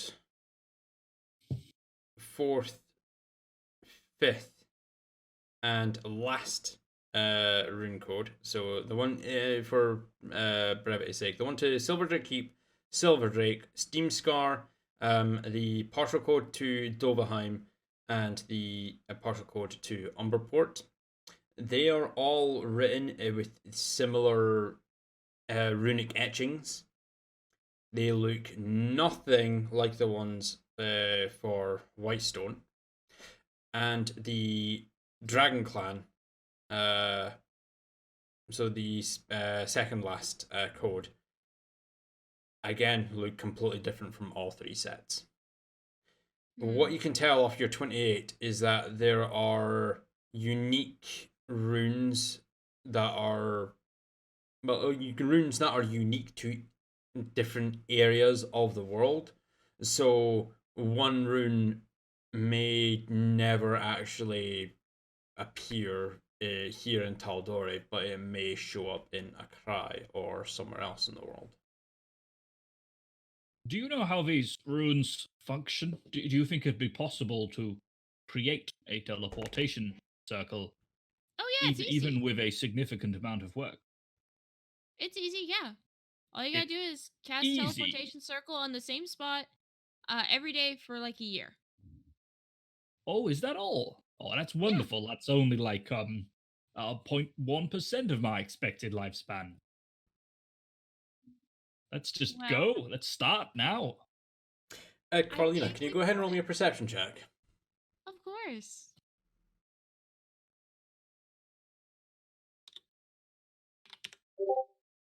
Natural 20. As you guys are having this conversation, you do hear a kind of rattling, rustling noise from upstairs before there's a soft thud and a light tapping noise coming from upstairs. Oh shit. 1 second, Temple. Is that a burglar coming back? No, that's probably Barkley. As you mention that, you hear Barclay's voice just echo in the back of your head. My lady, I have returned. You're not here. Where are you? Just downstairs. I'll be up in a second to let you in. Please, I cannot open the door. Alright, I'll go Birds back don't have upstairs. thumbs. Open the door. Birds don't have opposable thumbs, actually, as Barclay just kind of slowly waddles out into the hallway and then flutters up to your shoulder and kind of glances to you. We may need to grab Tempo, the metal man. It would seem that Prince Victorlus and the dog, which seems to be getting called Staffetari, I believe it is it is Neftari, while shaped into a dog. Mhm. They've run into a bit of bother. Like what? They Oh, I recognize that one word in Crow. I've been listening. He said beer, didn't he? Um, maybe beer later, but Caw, caw, caw, caw, no. caw. That's mildly racist. He's not a crow. That is extremely racist, my lady. Please tell him to refrain from doing such things. Anyway, Uh, the prince has gone and done something a bit rash and has broken into a building. It would Okay. seem that they have been spotted. There were several guards moving in that way before I left to come back here. We might want to go and help them in case they're about to be arrested for doing something extremely illegal. fuck, I can't, people. God damn it. Okay. Temple, apparently Someone Vic fell and down a Neftari- well. No, they're fixing to be arrested. Oh. You got all that They're from there- that noise? Yes. Incredible. It's primordial. It's got like multiple meanings with, monosymbolic words. And Neftari has been arrested, did you say? That's not a surprise. No, What has he him and done Vic now, are the fixing old to get champ? arrested. Oh. We don't I have guess time we for should- this, milady. We must go now before we end up not seeing them again, or perhaps seeing them hung from the tree like the other fellow. Oh. Fuck, okay. Need I remind you that that gentleman was hung without a public trial? If they get caught breaking into a building and they get a private trial, they may end up being hung by the noose. Yeah, that's a different way to meet the Lord and Lady, I assume. How far did you fly? It was across the Here. city. If You you're got- on you foot, got an I would estimated say distance? I'd say you're about 10 minutes of a run if you make it. The guards, they weren't there when I No, left. how but do you have a distance, Barkley, in feet? a distance in feet. Best estimation. Best estimation about Less- less than 7,000 anyway. Is this something as- a horse would help with? I can summon a horse. I would assume that would be helpful, my lady. Fuck, I've got a better idea. Can Temple fit through a window? You can try. Many windows. I fit through many windows. I'm estimating Consensual the over eyes. broadness- I always get through the the- window. Yeah, the broadness of his shoulders compared to a window. Yes, you could try. I would imagine temples at least 3 feet wide, broad shoulders included. Fuck. Okay. You can Let's just head try downstairs. if you No, want let's to. just head downstairs. I'm not dealing with more collateral damage if two of our party members are fixing to get fucking arrested. All He right. makes his own windows. Oh, what's the plan? Are you guys making your way to Downstairs, yeah, come outside? Come with me. Oh, just are we grab going the on a van, trip? yeah, kind of. So down the stairs we go. Outside the outhouse. I will burn a 4th level spell slot for fly for the two of us. For fly. Does that count as wasting a spell slot? Because I'm filling out my bingo card at the moment. No. is it- It's not a waste since it, worked. Alright. It's for the both of you to use in order to make your way to where Neftari and Victorious are about to be arrested. So Barkley, please lead the way. of course. And Barkley kind of takes off from your shoulder, excuse me, and starts flying to the northwest, and with the spell kicking in, All right. you guys follow suit. Temple, this may be weird, but just kick off the ground and go. And she'll just push herself off the ground Fly. Oh, okay. Temple's wearing a cape, so this is going to look awesome. Temple I is do wearing exactly a cape. As Temple, you kick off, and with one hand kind of balled into fist down at your waist, and the other hand raising up, you Superman your way out of there and fly, following Coralina. So what you're telling me is I just Superman this hoe. Sure, let's go with that. Okay. This is rather underwhelming. Everything's really far away. As you It's guys okay, let's not are worry in about it. transit, you're going to switch back over to Victorlus and Staffitari. As Oh dear. you have been successful in your stealth check, Victorlus. So, from what you can tell, they haven't spotted you as of yet. But you do, looking through, you can see what looks to be 4 guards armed with shields and short swords, and what looks to be 1 guard in the back with a crossbow of sorts.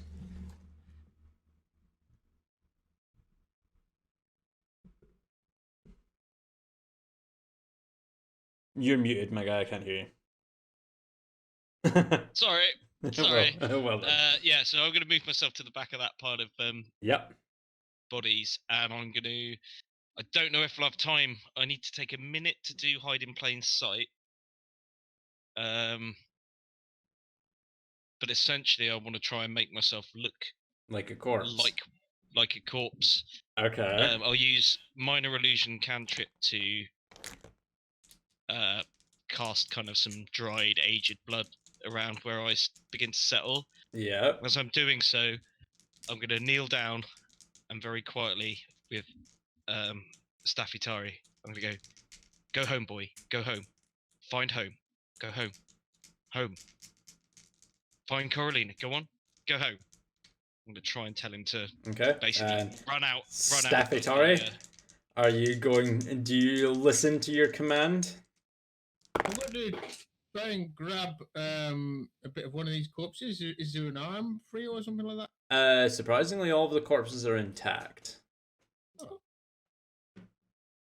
No bits of flesh I could try and just tear off. I mean, you could certainly try to. I'll just try to wrench an ear off, or something go that ahead. looks like it's kind of squishy. Roll me a strength check. Just a hand or a leg or something. Just a trophy. Well, Yeah, strength check. Go for it. 17.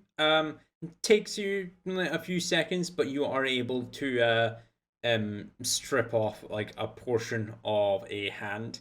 You've got like 2 fingers just sticking out the side of your mouth now, with the thumb, like your teeth just kind of clamped on the thumb. What are you doing?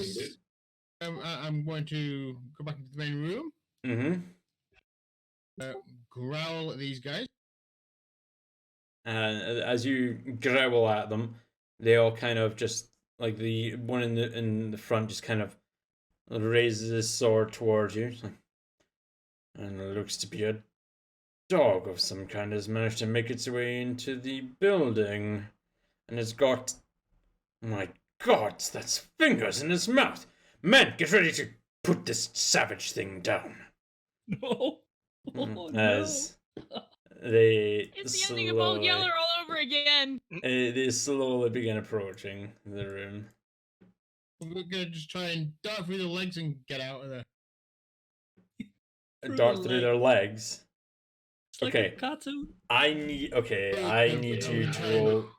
you to roll me an acrobatics check at disadvantage. Go on, Staffitari.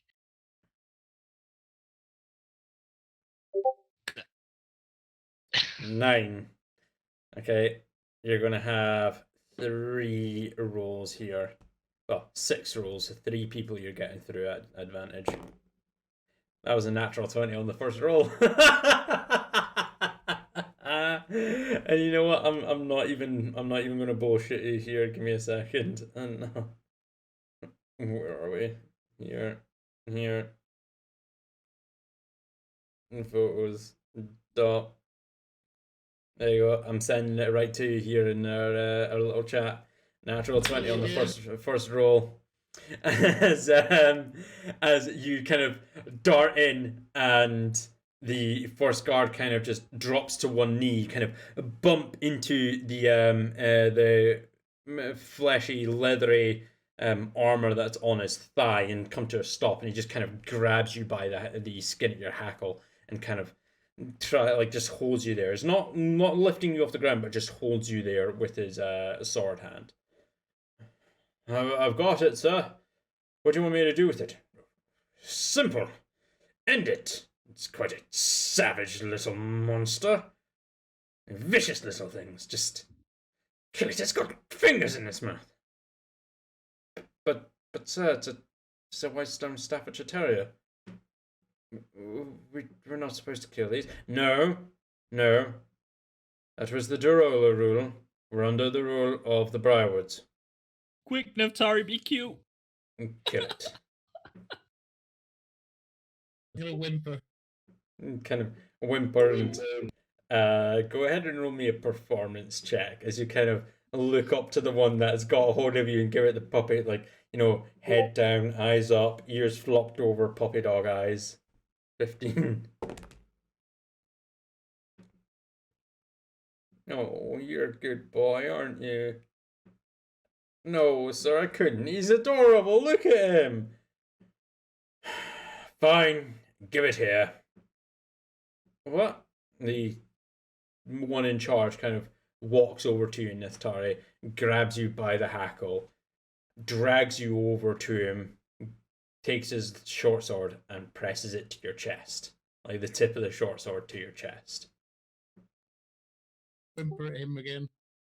Roll me another performance check.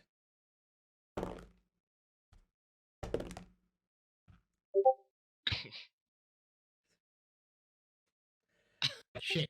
That may work on my newer colleagues, doggo. But I'm afraid not me. As a really embarrassing way to get a grab his hand as he tries. Okay, one at a time, please. Nethari, what did you say there?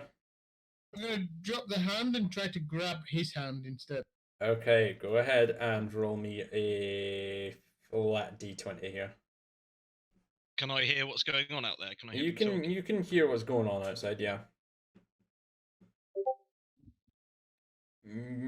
R space. There you go.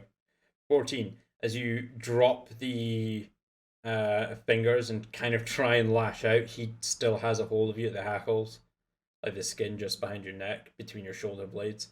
You can't get close enough to him to actually gnash at his hands or any part of him to bite him. Victorless, are you doing anything before we move onwards? I'm going to make my way right up to the door, so if they do anything to Neftari, I'm ready to move directly outward. Roll me a stealth check as you're making your way across the wooden floor.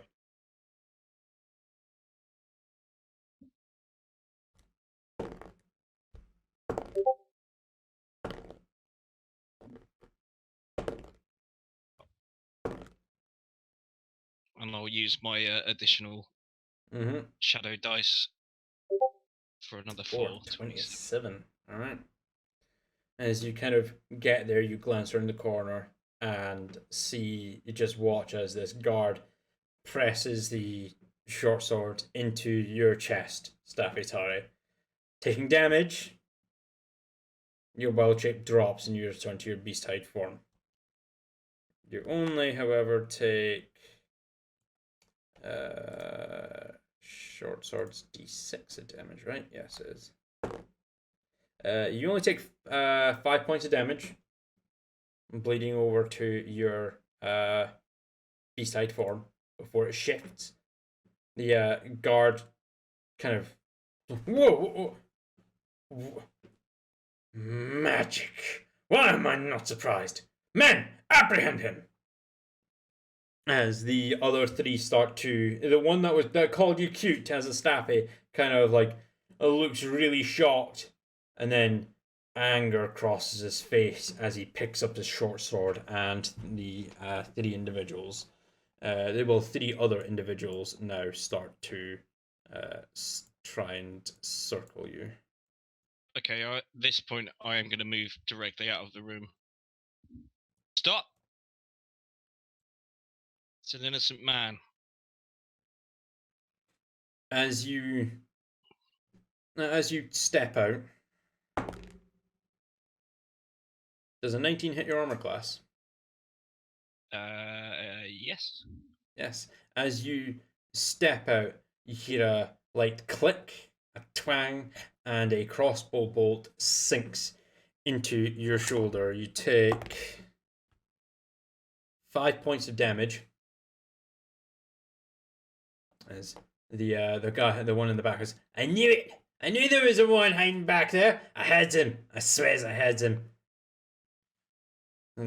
That's enough. Reload. Keep an eye on him. What do you mean this is a innocent man? He quite clearly has fingers in his mouth, and you, my gods, man, what have you done? Surround them, both of them. And the guards now start taking up strategic positions. I'm going to eye the archer right in the face, and I'm going to snap that bolt out of my wound. Drop the We shaft have to the reason ground. to believe there was more to the hanging of that tanner than people were being told. My friend and I here had reason to believe there was something going on within this abode, and I think you'll see in that room behind that atrocities were carried out here.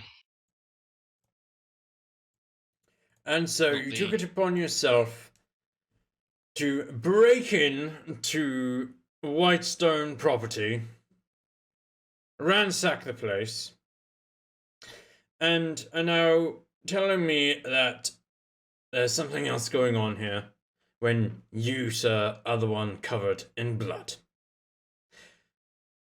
What's to say that you didn't do this right now? Am I covered in blood? You I wanted had to wanted to use the dried blood in the bodies to make yourself blend in as you were trying to do your Okay, feet. What's I'll it be called? covered in dried blood. You walked right into it, Vic. Come on. Yeah, you were using your hide I in was going plain. to use a Whole cantrip to make it situation. look like it. Yeah, looked but like I no, was but covered. you This said is you were so using bad. your hide in plain sight. You need your minute to do that, so you were I would've been camouflaging taking- yourself with the bodies. So you've got Yeah, blood. yeah. You've got blood all over you. Actual blood all over you. It's sticky and coagulated, but it's blood nonetheless.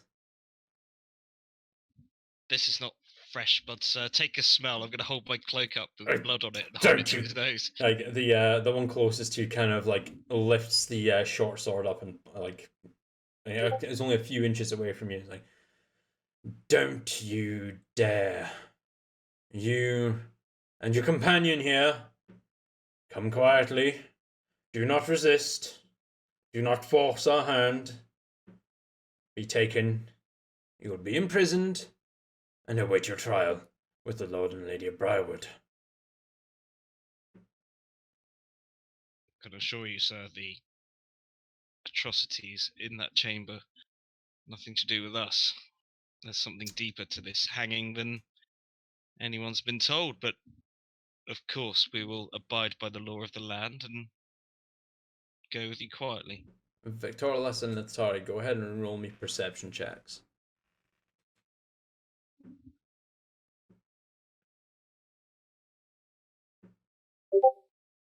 That's a natural one from Victoria, I saw that. And a 19 from Victoria. As you're kind of trying to diffuse the situation and make sure everything goes smoothly, cause no trouble, you hear a fluttering and clattering just behind you, and you glance over your shoulder to the window, and there you see the brown form of Barclay has landed on the window edge, and is just now lightly pecking at the window, tapping. Before Corlina and Temple, you guys managed to, following Hang on. Barclay. Yes. Superhero landing. It's gotta be a 3-point landing. Superhero Okay, landing. superhero landing. Temple, go ahead and Hulkbuster armor. acrobatics. Sky. Acrobatics check. Right meow. Acrobatics check. I hope you nat one this and break your legs. Your metal legs. An 11. Oh, this is going to be good. Wanting to show off and, do your superhero 3-point landing, you can willingly stop your flight, taking 6, 11, 13, 18. Is this the damage the guards are taking from the cool shockwave? No, you're taking Is this 20. the damage the ground underneath me is taking as I land? This is the damage you're taking as you drop 60 feet. I believe you are mistaken, sir. No, I'm not mistaken. You take 24 points of bludgeoning damage as you drop 60 feet. 3-point landing, fist down. You punch the ground, and it does crack the cobble underneath your fist. But as Corlina gently kind of sits down next to you, and you kind of look over at Corlina, it's just, ow. No, worth it. Worth it. Absolutely worth it. You are in heavy amounts of pain right now, my friend. Okay. Worth it. Okay, I'm gonna ask Markley, telepathically, what's it look like in there? My lady, they are surrounded, to put it simply. There are 4 guards in there, armed with swords and shields, and one at the back that doesn't look too bright, but he does have a crossbow, and from the looks of it, he has managed to strike Prince Victorlus with the crossbow. Oh no. The tension seems to be high, but they don't seem to be fighting at this present moment in time. What did the blood hawk say? Can we go in now? They're surrounded. DM, where are we relative on the map? Temple, I have an idea, and it's incredibly stupid. I'm in. You guys are right down here, Temple. You guys should be able to see yourselves, so you're there. Are we by the door technically, or no? No, you're by the window. The door. You guys are by this window. Just here, hold on. Let me turn snapping off because I keep forgetting to. You guys are by this window right here. The door is up here. So you guys are going to have to go nudge out the stream battle map by like one notch because it's not all fitting on the box. Oh, thank you. I didn't see that. Let's drag that down a little bit like that. So what's the plan, Corlina? Do you want me to terminate a walk through the wall? So you guys have options. You can either go through you can try to go through the windows, or you'd have to make your way up and around. Okay, Temple. This also leads to my very, very stupid idea, but I think I also have us a way out. All of us. Oh god, this is so stupid. I've been hanging around the Atari too long. All right, Corlina, what's the plan? Temple, I need you to crash through this window right here. And your consent's implicit, correct? Of course. Anyway, right, window, yes. Let's go. Oh no. Temple, go ahead and roll me an athletics check. Not a strength check. Athletics check. It's strength based. Oh, wrong chat. Hold on.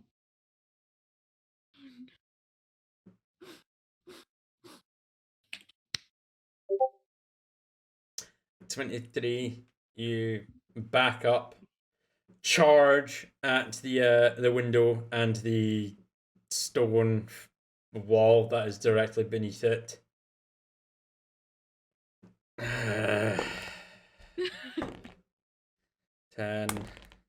Temple makes his 14. own window. I just like 18, to imagine the view of what's happening from the inside. 23. I sure hope this is rolling for damage on the building. You take 29 points of bludgeoning damage. It's still worth it. This is As- gonna look badass as fuck. As Neftari and Victorless, there is a sudden loud. Actually, Yes. as Temple goes crashing through the window, his consent is implicit. I'm going to polymorph him into a bull. Okay. I need the PHB here, I believe. Oh, that's one of my bingo cards. Hey, stop it. We're not playing. I have not approved this. If all else fails, GM has keep to running check forward. manual. 6. No, this does not. This doesn't count. I haven't approved to this D&D bingo card. You're not allowed to use it yet. I'm close to getting a full line. No, absolutely not. I don't have the statistics there for a bull. Is it in the monster manual? I wonder. Might be. Bull, and bear. Bull, oxen. No. On. Do you want me to find let's it on go- Roll20 for you? Let's go with like an ox or something. Yeah, I mean, close enough. It's bovine-like. It's got horns. I was going more for the testosterone-fueled rage of a bull, though. The bulls are fucking mean. Are you sure No, there's Temple not can even- handle pressure of There's brain not chemicals? even ox. Or No, I can't find it. I can. Let's just go with a. Something that'd be worth. Let's just go with a warg. A warg would be like close enough. Like size-wise, would be close enough. They have cow, don't they? Probably Really, a just a- fucking an cow. extra Go for large something a little bit Seven. more. Cow? But cows are. But cows don't Okay. really No. charge, do they? No, not here. And cows. Okay, Cows okay. I'll do. make it. I'll make it easier on you, DM. Let's go with a boar. Now I have to go back through the pages. Make it Sorry. easier, quote unquote.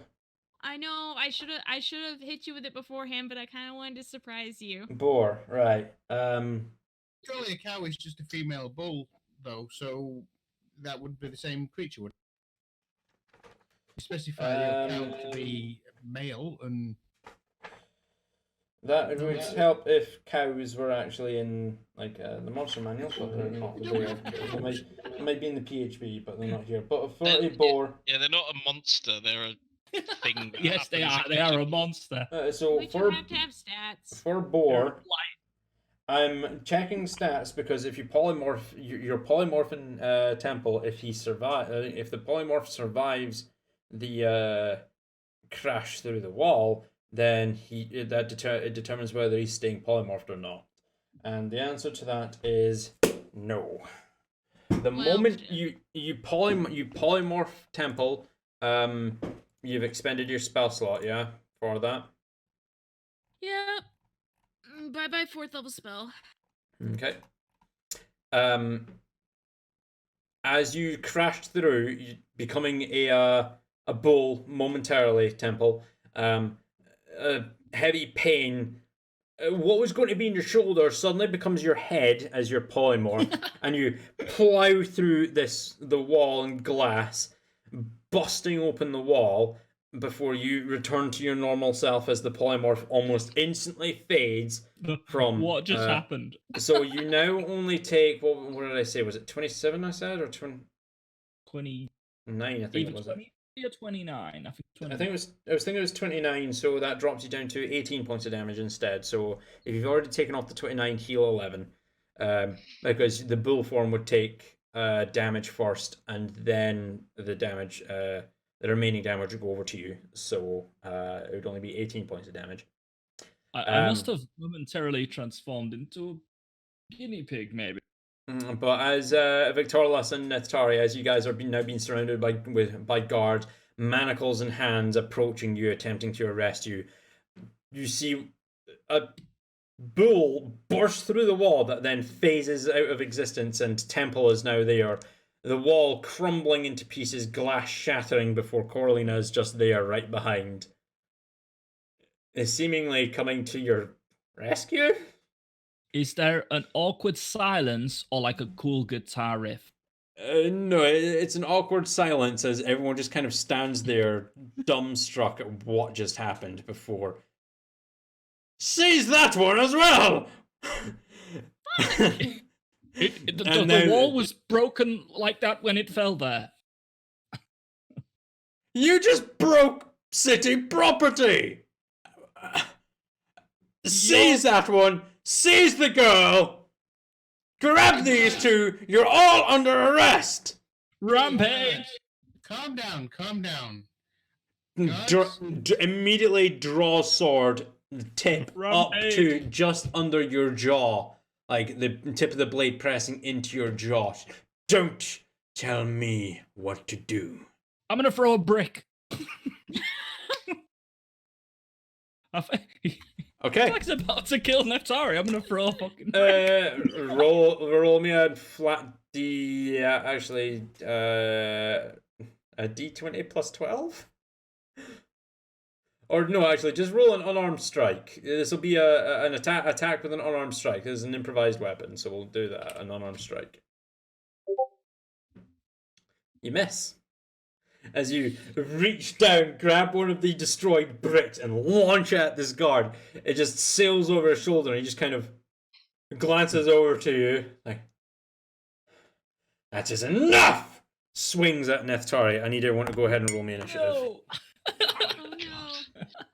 Yeah. Right. You can have all the fun. That becomes that. Oh. That's gross. And this one is that. Right, cool. Coralina, initiative. 7. Temple. 12 total. 12. Neftari. Sorry, was that 8? Yep, 8. Victorious. 21. 21. Aha, sweet. And with that, we're going to combat. And we're going to take a short break here before we move on, because I need to go to the bathroom just before we get into the thick of things. So, we're going to take a quick 5-minute break, or 5 minute or so. So let's try and aim to be back here for about 25 to 11, and we'll get into this combat encounter where everyone does some probably pretty fucking stupid things. I'm not going to lie.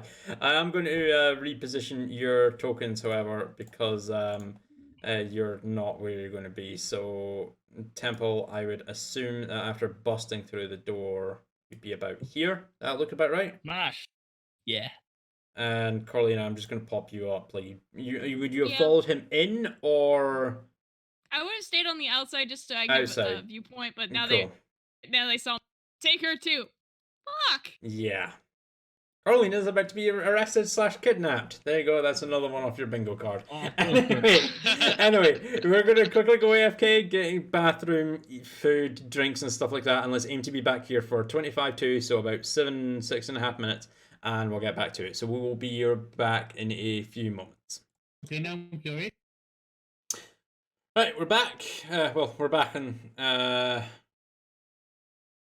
in our seats, and battle is ready to go. However, we're just waiting for Evelyn to return. Kayla's here, just doing stuff. Just waiting for Evelyn to return. I don't know where she's. I'm waiting on my disappeared to. toaster oven to ding. Now. No. Now. No. Now. No. Now. Now. No. Now. Nope. Now. Now. Well, while we're waiting for your toaster oven to ding so you can go and get the rest of your food, very quick, Dakota, who's like back there on the sofa, probably sound He's asleep. the real MVP. He's the real MVP, as I appreciate the like on the Facebook page. Poor boy, Dieter1910 on Facebook. Both you guys, thank you very much for the follows. Connor, again, as I said at the very start, thank you again for the follow. Mark, another personal friend of mine, Again, cheers for the follow. Greatly appreciated. And Waldron Steve, thank you very much for following as we are getting That's set my here. big to- brother. That's your big brother, is it? Yeah. Nice. But is everyone ready to go? Is your toaster dung No, but Ding, I'll ding, grab, ding, I'll ding, grab it yeah. when I'm dinged? It's not dinged yet, but that's okay. Okay, right. Well, we're going to get straight into the thick of things as roll. everyone has rolled initiative. Vitalis, you're first because you rolled high for once. Remember, at the start of any initiative encounter, if you're weren't too sure about what you were doing, you get a free action to choose which weapon you're using. Well, I've my short swords are still kind of handy because I'm reluctant to cover myself in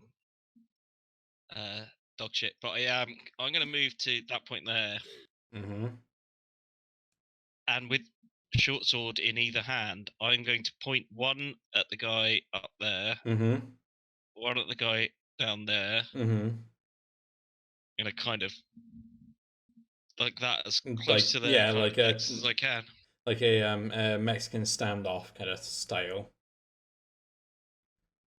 And just say, this is not what it seems. We're not responsible for what's happened here.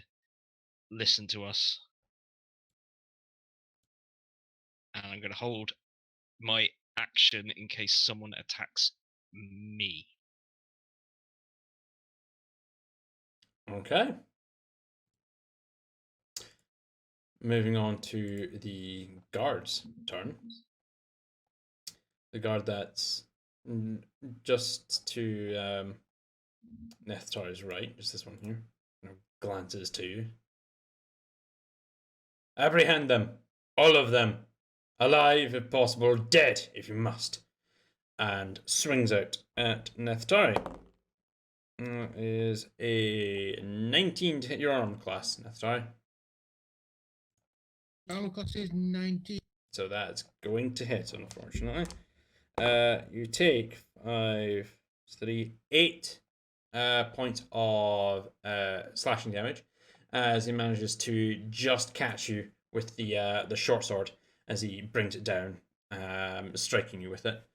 Second attack. Which one just hit me? This one here. Okay. He's going to get a punch in the gob. Second attack, that's a 9. That's not going to hit.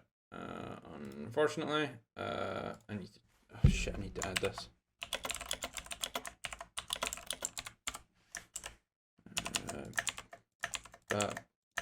But. Cool. Where's my battle map? We move down to this boy here next to you, Victorless. That is going to be a 19 to hit your armor class as well. That will hit. You take 9 points of slashing damage as he manages to just catch you. The blade slightly digging into the leather and sinking a few inches into your Can flesh. I use my held action to attempt to dodge that attack? I I said I'll hold my action until someone attacks me. Yeah, one moment. Let me check the ready action here. Let's see if it'll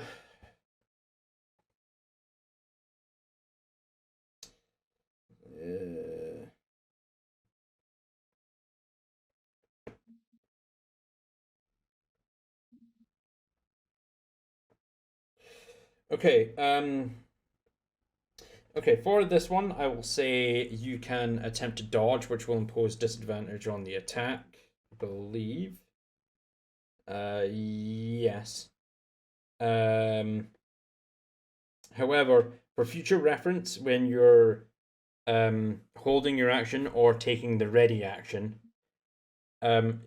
as it states here, you must decide in advance, A, what perceivable circumstance will trigger your reaction, or will trigger your action. So like as you said, you being attacked by someone, and B, the action you will take in response to that.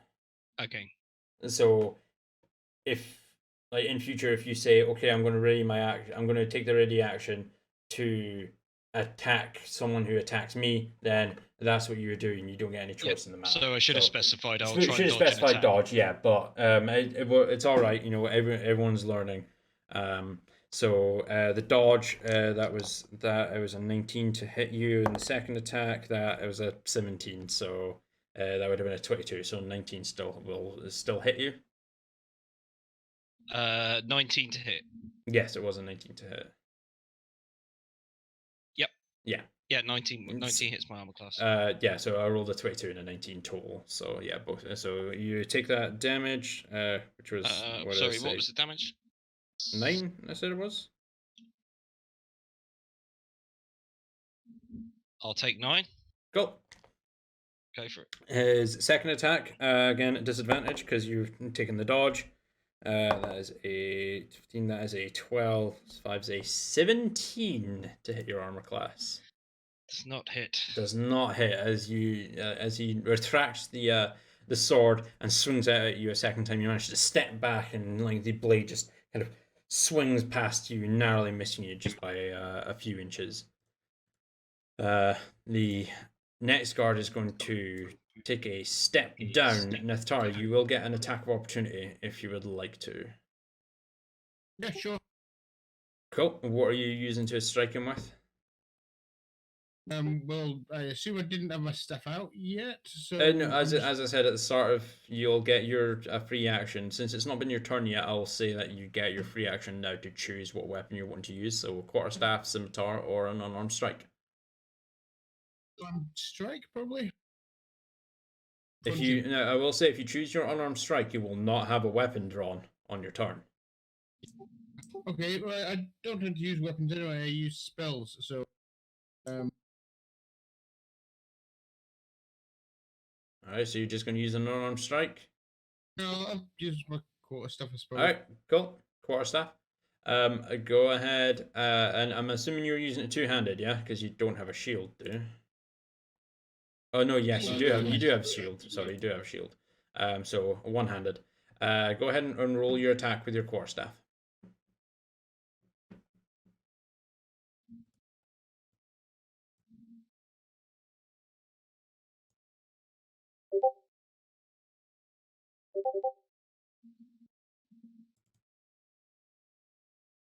Ten will not hit, unfortunately. As the guard steps south, narrowly, avoiding your attack as he moves in to a flanking position just underneath Victorious, short sword in hand, and swings out at you, Victorious. These both attacks are going to be normal attacks. You've dodged, imposing disadvantage. He's flanking you, giving advantage, cancels it all out.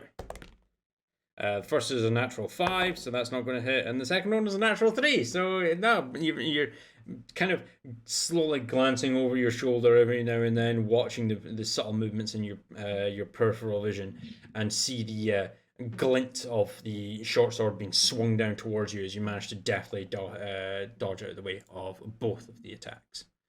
The fourth individual is going to step down and begin flanking you, Neftari. These are at advantage. That was a 10. That is a 13. That'll be an 18 to hit your armor class. Yeah. Misses, okay. And second attack. That's another 10. And that was a natural 1. It's a good thing it was advantage, as both the attacks, as you've just swung out at the third individual who's stepped down, you kind of glance to your right and see this guy step towards you and swing out, and you manage to back away and dodge out both of the strikes with the short sword. The last guy takes a couple of steps back into the room. The door's still wide open. Aims at you, Neftari, and lets loose with his crossbow. That will be a natural 19, so a 24 to hit your armor class. Oh yeah, that That hits. Cool. You take 8 points of piercing damage as you're focused on the guy that's just swung out at you. You hear the creak of wood as the ranged guard takes a step back, and you turn just in time to see the flash of brown as the crossbow bolt sails over and sinks into your right shoulder. With that, with all the guards out of the way, Temple, it is now your turn in initiative. There really is a misunderstanding here. DM, are all 4 of these guards in my immediate vicinity within sight range? Can they all? They can all see you, yes.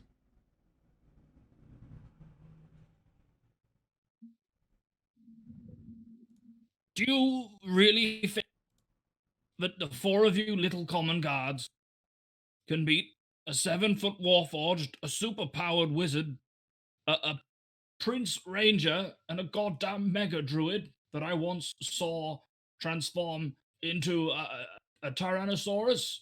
No, you can't. So all of you, get out of here now. I'm gonna cast Command Flee on verse 4 at 4th level. Okay. Get out! Get out! All of you, get out! Flee. When you cast a spell using the spell, second slot or higher, affect 1 additional creature with each slot above the first. So 4th level, 4 people. Flee spend its turn moving away from you by the fastest available means. Alright, and it is a DC 14 Wisdom saving throw.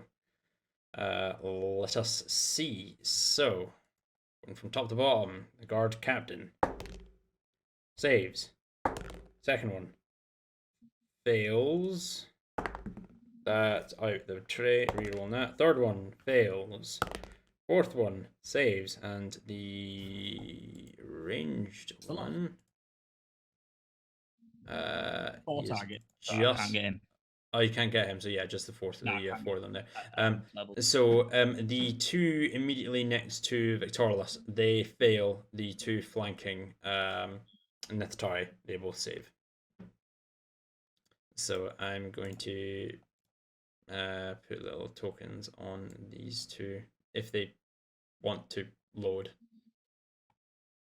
There we go. Let's put on little running shoes on these guys as they're attempting to run the fuck away. Alright, anything else you want to do on your turn? Yep, I'm going to move next to Neftari. I'm going to yell, cheese it! That'll do me. Alright, cool. With that, we move on to Neftari's turn in initiative. okay. Neftari is mad as hell because he's been stabbed and slashed. You got a meal there? They would kill a dog. She's really pissed off about. It's going to beast-hide shift. AC increases by 1. You gain, what was it? 23 temporary HP.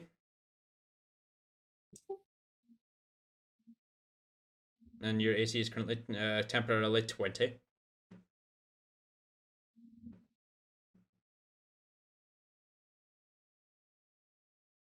You've got your action left. So this beast hide shift thing, it's kind of like a discount werewolf ability? Essentially, yes. Gonna glare around at the guys to the left. I mean, they're all still there. Yeah. He could have chosen to live. You're all dead. Okay. That's like an intimidation thing, is it? And to intimidate them into fleeing as well. You're intimidated me. Intimidating into fleeing. Yeah, go ahead and roll me an intimidation check. 2 of them are already running, and the 2 surrounding you will roll wisdom saves.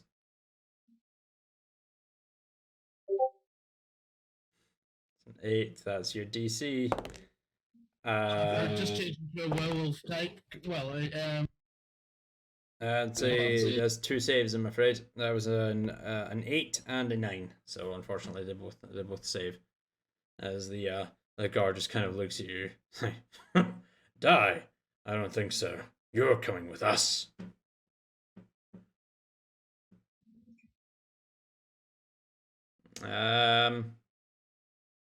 I'll say that'll be your action for your intimidation, I'm afraid. So you've only got movement if you would like to move anywhere.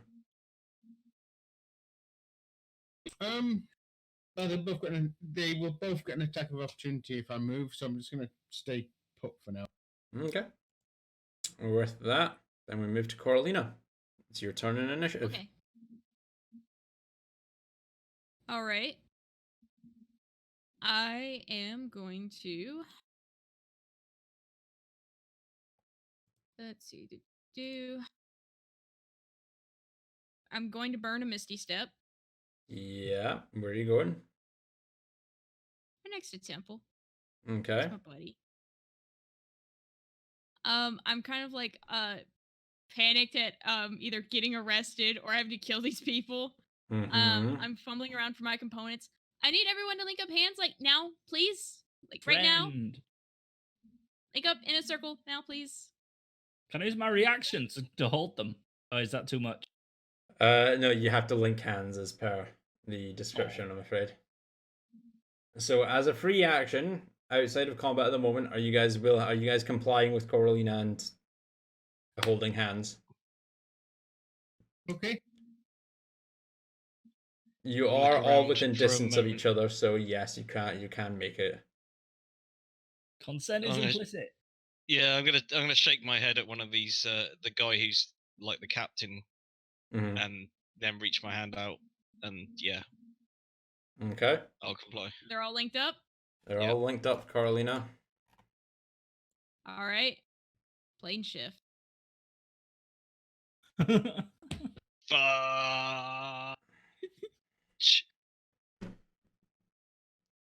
I wasn't expecting that. It takes one action. Mm-hmm. I'm just reading over it.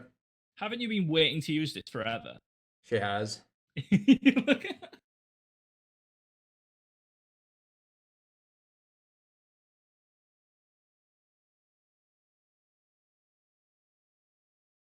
Okay. There was like That's good because to there was know. like the panicked fumbling in the component pouch. Mhm. I gave you 3, didn't I? You did.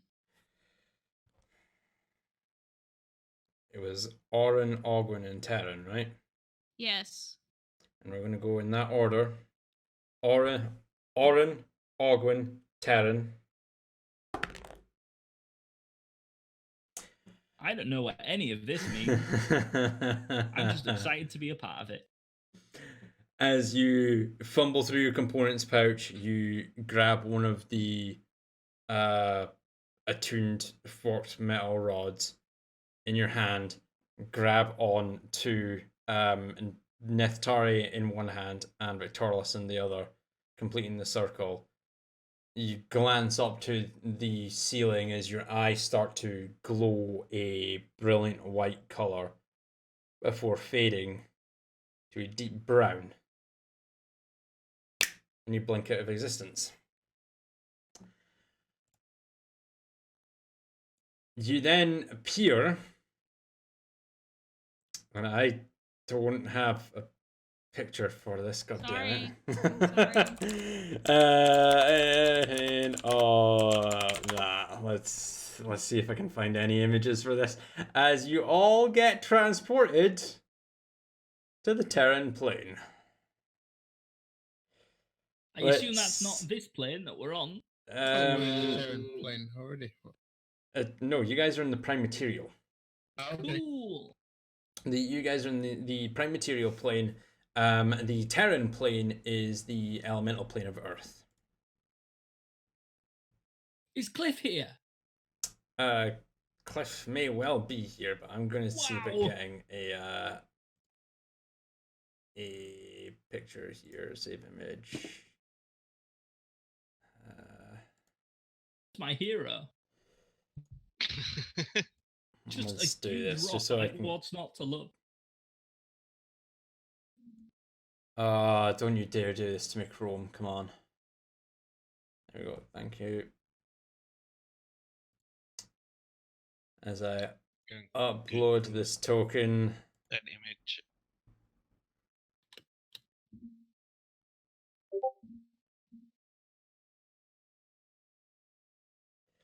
No, Kayla. No. Yes, sir.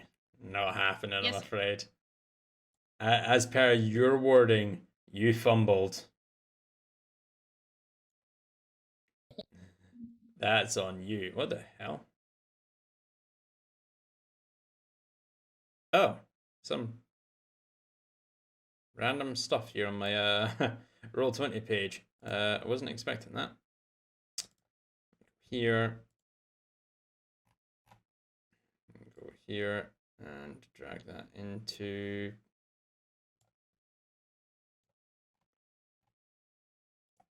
Something bad just happened.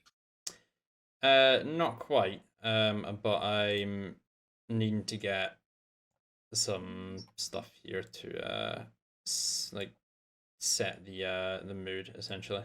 That's all it is. I mean, I am a little afraid. Well, we all sort of drifting through time and space. At this present moment in time, essentially, you're drifting through time and space. See each other? You can. It's just for the time being while I'm trying to get this picture set up. I wasn't expecting this in the slightest. There's a word for the space in between all the realms, isn't there? What do they call it? A demiplane? Maybe?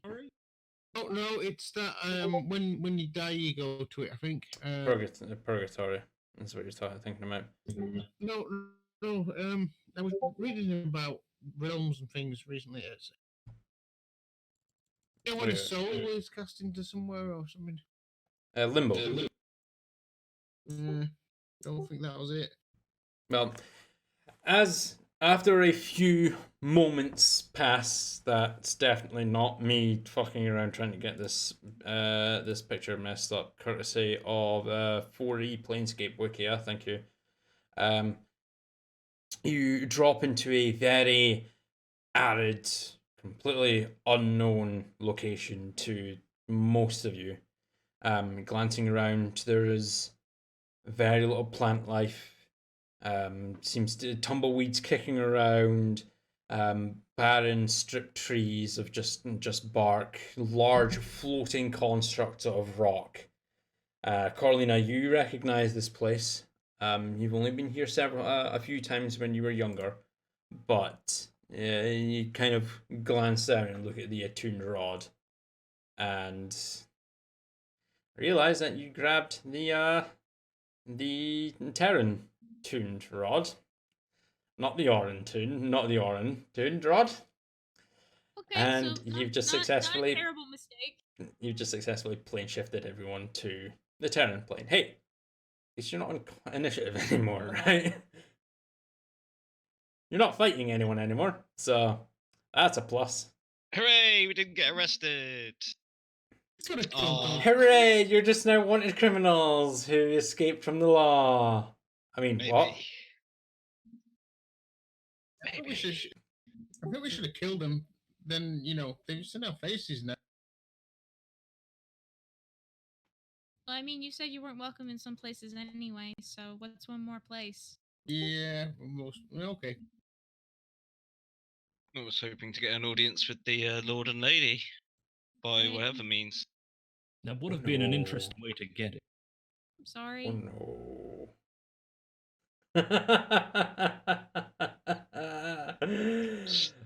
I'm so sorry. This is gonna be interesting. No. It's something completely different. I'll explain after. But anyway, you guys have now appeared in this very dry, arid location. Very little grass, and any grass that is there is kind of like a light brown, very little hues of green kicking around, mainly oranges, browns, and yellows. You do see people walking around with like what looks to be shamags or turbans on, protecting their face from dust clouds. Um, some like moving, rolling rocks of stone that seem to just be like almost as if they're like tumbleweeds, but then they stop and start moving in other directions, seemingly being alive. What's the plan? So what just happened? I know you got the spell to get us out of there, but where are we? that- welcome to the Terran plane of existence. Isn't this where Cliff is from? Yeah, actually. Will there be more rock? I mean, just look over there. The little tumbleweed-looking guys. Those are Oh. elementals. I hate to be overbearing with questions, but what language do they hear? They speak Terran.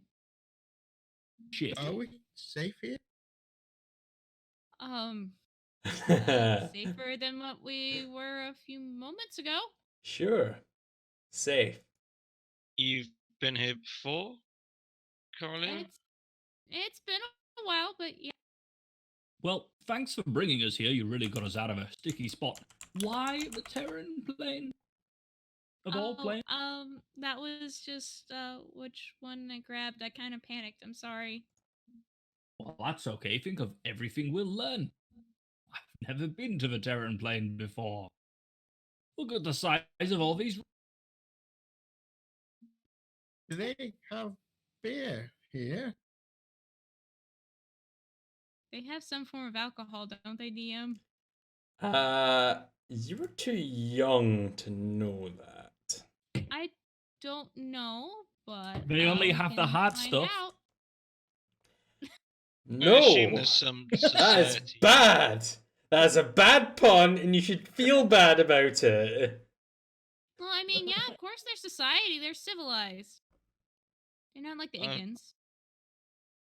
My father used to dabble in the planes. I've never quite understood it myself. So there are people like us here? Well, not necessarily like you guys, but there's people here. They have towns, cities, and stuff. Is the they're geography civilized. of this place the same as the geography for our plane? But obviously in like another dimension. I don't really understand it. Is this like being on an entirely different planet, or is it an analogy to our own world? Okay, so remember when you said earlier, Temple, that you said that your one guy said your rune codes wouldn't work? Yeah, now the rune codes won't work.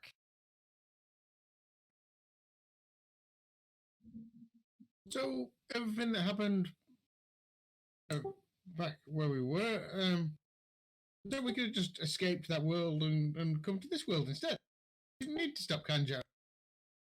I mean, If there's other planes of existence. Oh shit, we ruined that one. Let's go to the other one. I think you're thinking of maybe timelines or something. If time travel even were possible, but no, this is just another part of reality, really. If you think about it, we've seen Kenjor can switch between different planes. He can definitely summon things from planes, and I'm pretty sure he's used planes to disappear and reappear during combat. We're not safe here, and the point isn't to just get away; it's to stop him doing what he's doing. My father is from another plane. He came from another Yeah, I plane. He don't- met my mother. No plane is safe from him. yeah. But on a positive note, you could always, I guess, recruit. I mean, my my father had some alliances.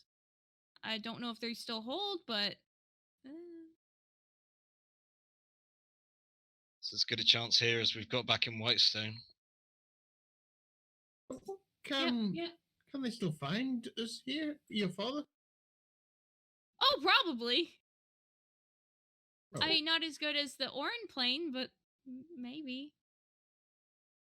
Can I get all of you to roll me perception checks, please?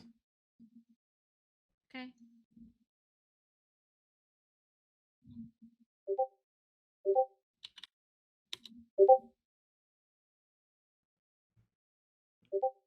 Temple sees all the Okay. things because he's just excited about rocks. 26, 14, natural 20, 23.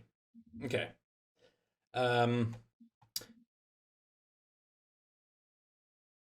Carolina, you're a little too distracted to see anything. You're with all the questions that are being bombarded your way and having to explain everything and like I'm also writing the coming to a mage high that I conclusion. just plane shifted for the first time. Yeah, you realize that like this is one of the most powerful, like not the most powerful spell you can cast, but is one of the most powerful spells at your disposal, and you've seen your father plane shift before.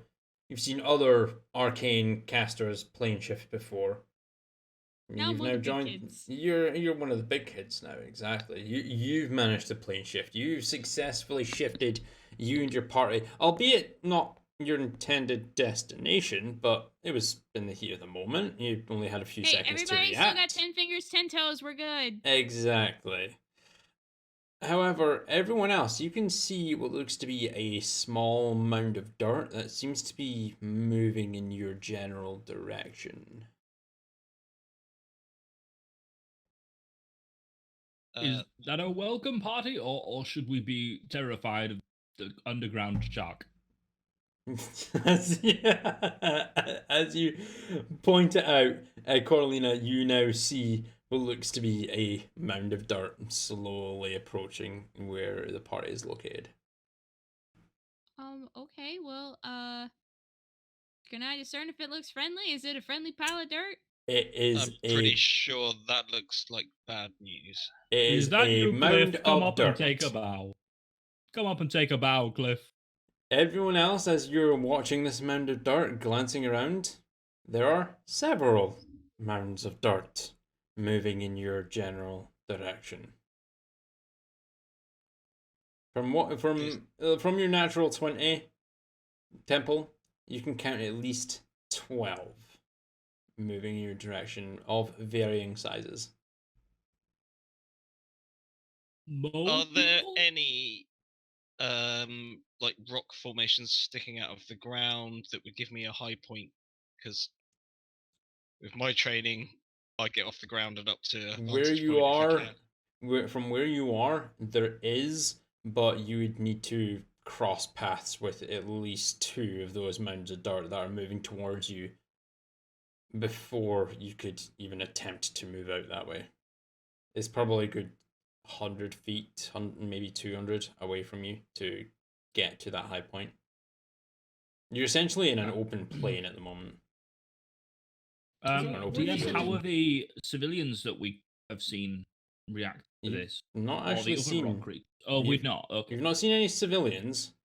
The tumbleweed-like rock elementals that you've seen, they've just been rolling around. As stupid as that sounds. So when you said we're safe here, are there things that like to eat little squid like us? Yes. Yeah. But I mean, you said your plane was also dangerous. At least, if these are monsters, we can kill them. Perhaps we should just concentrate on getting off the ground.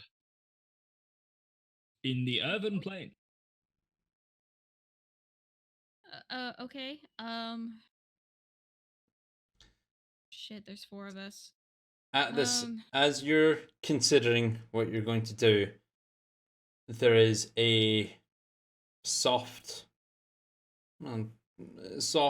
deep voice that kind of rumbles from just behind your ear, Coralina. I wouldn't do that if I were you. And a padded, pawed hand kind of reaches over and just as gently is placed on your clavicle and pulls you back a little bit before what looks to be a spear of some kind is draped onto your shoulder, using your shoulder as a rest. And the individual kind of pulls you back. Everyone else, you can see what looks to be a light brown furred tabaxi, holding on to Coralina, using her as a genasi shield, and just kind of shifting a spear around to all of you. And as you kind of glance over your shoulders, the rest of those mounds of dirt, they slowly lift up, the sand and dirt kind of trickling and dropping from their form slowly as more armed, different fur colors, different shades, whites, blacks, chocolate browns, hazel browns, all tabaxi, different sizes, different genders, all just stand up with an assortment of weapons and just start circling you. And most of them keeping their distance, but they just seem to be watching you. Now, tell me, little one, what are you doing here? Honestly, it was a complete accident. We need to get away, and plane shifting was the first thing I thought of. Now, who are you? Who I am is none of your concern at this present moment in time. You have a spear at me, so And you are trespassing. Don't make any sudden movements. Do not reach for your weapons. Please put your spear against me, and not my wizard. Your wizard, eh?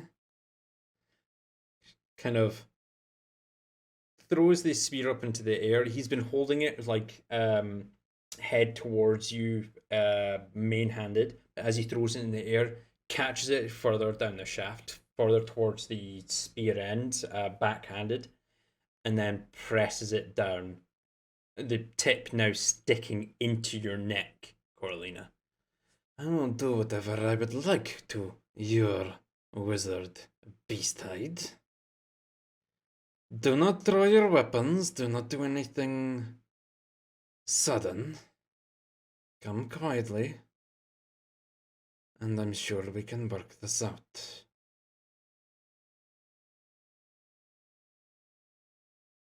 Can't argue with that. Okay. Right. I'm going Don't harm her. to step towards you.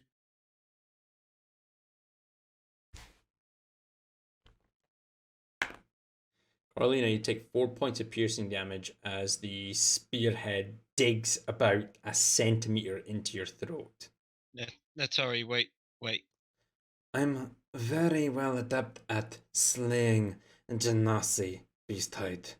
Your wizard is about 3 millimeters away from a painful, slow death as I pierce her jugular vein. I don't think you want me to do that now, do you? I don't think you want to do that.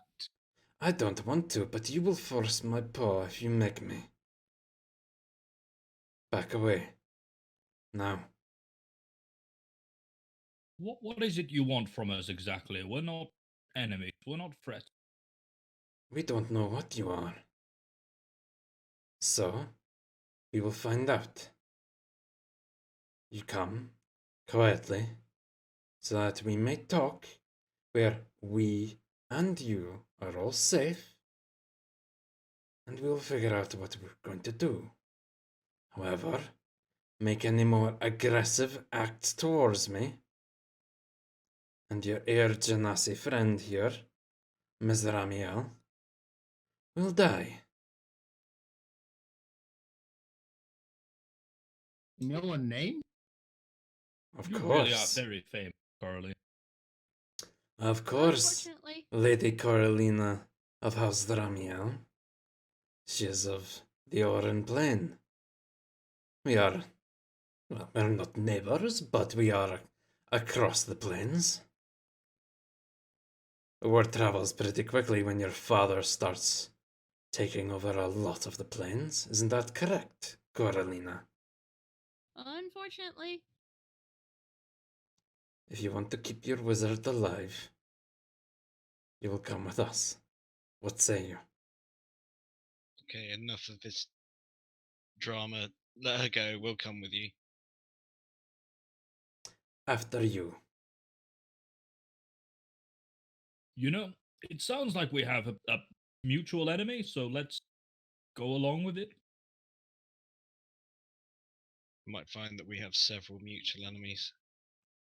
And as you say on the prime material, the enemy of your enemy is your friend.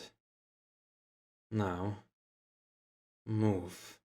Kind of points towards the group of tabaxi behind you all.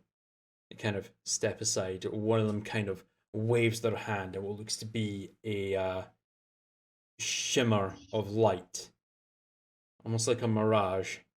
It looks to be a very small, kind of desert-like town, or well, more like a hamlet. Collection of different tents and such that are erected in this field.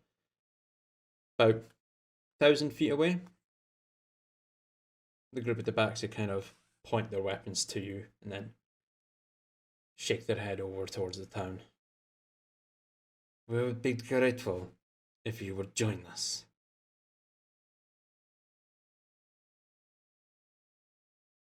Of course. As strangers here, we welcome your, let's say, hospitality, but not killing us. Let's start with that. Has he let go of Coralina yet? No. The spear is still in your neck, Coralina. Yep. They've come voluntarily, but please let go of my wizard. Begin moving and we will see. Let's begin moving. I'm gonna shoot Neftari along as well, hopefully to, if anything, just ease that extra centimeter of spear. Just like a bumper car, just like boom, boom, boom. Move, go, nope, turn, Like hurting go. him. Are you going, Neftari? Or are you resisting? Don't ask him that; he'll do it. Yeah, no, I'm going. All right, Carolina, you feel the sharp, stinging pain that is the tip of the spear digging into your neck. Slowly lift as the spear is removed. Feel a slight brush of air as the spear is actually spun in the tabaxi's hand, and then the head of the spear then very gently pokes you in the back. You too, my lady. Walk. Okay. I'm going. And as you make your way through the dry, arid climate, moving to this tabaxi encampment on the Terran Plain, that's where we're going to call it for this evening. Whoa! Okay. So, You got us in a bind there, Scott, from bad to worse. Wow. well, I mean, maybe. It depends on how you guys behave. That's all I'm going to say. He was totally gonna fight that guy. He was trying to weigh up whether. Oh, but Whether or not he then already the had a moment you spear. realize that, yeah, he's not fucking around. He might actually kill the wizard. Yeah, no, I'm not gonna fuck with that. Okay. But You hear that, yes. Carolina? It knew Not she a was, wizard. and I was thinking The he wizard. surely wouldn't kill her if he knows who she is. Mhm. She's more. And then, yeah. Oh, you don't know that.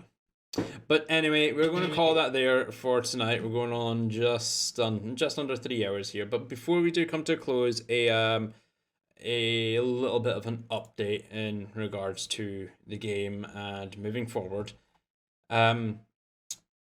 With everything in regards to what's going on in the world with the coronavirus and stuff like that,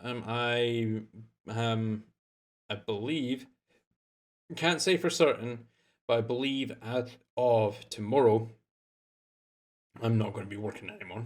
because of everything that's going on. To essentially, I'm not going to be in isolation technically, but not going to be working that much. Is everyone else still going to be working, or like Eve? I know you're working in security, so are you still going to be working throughout the week?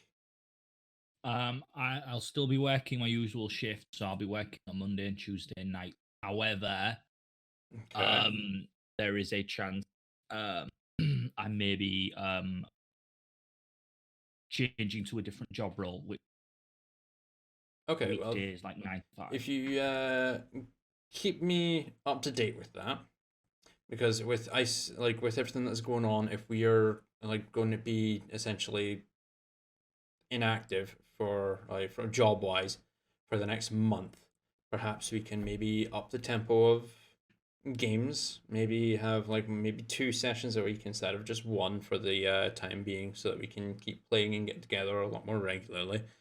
It is a potential. I'm not saying that it's going to happen, because Eve, you've got to let us know if that does go into play and you are changing your work scheduling. And I don't know when. If that happens, it will be a month from. It'll be a month from now, so we don't know if that's actually going to happen like by the time this whole coronavirus thing blows over. But we will. I am most certainly going to try and do some more stuff, because if the shop does end up closing tomorrow, that means that I am going to be stuck here doing essentially nothing for a long time.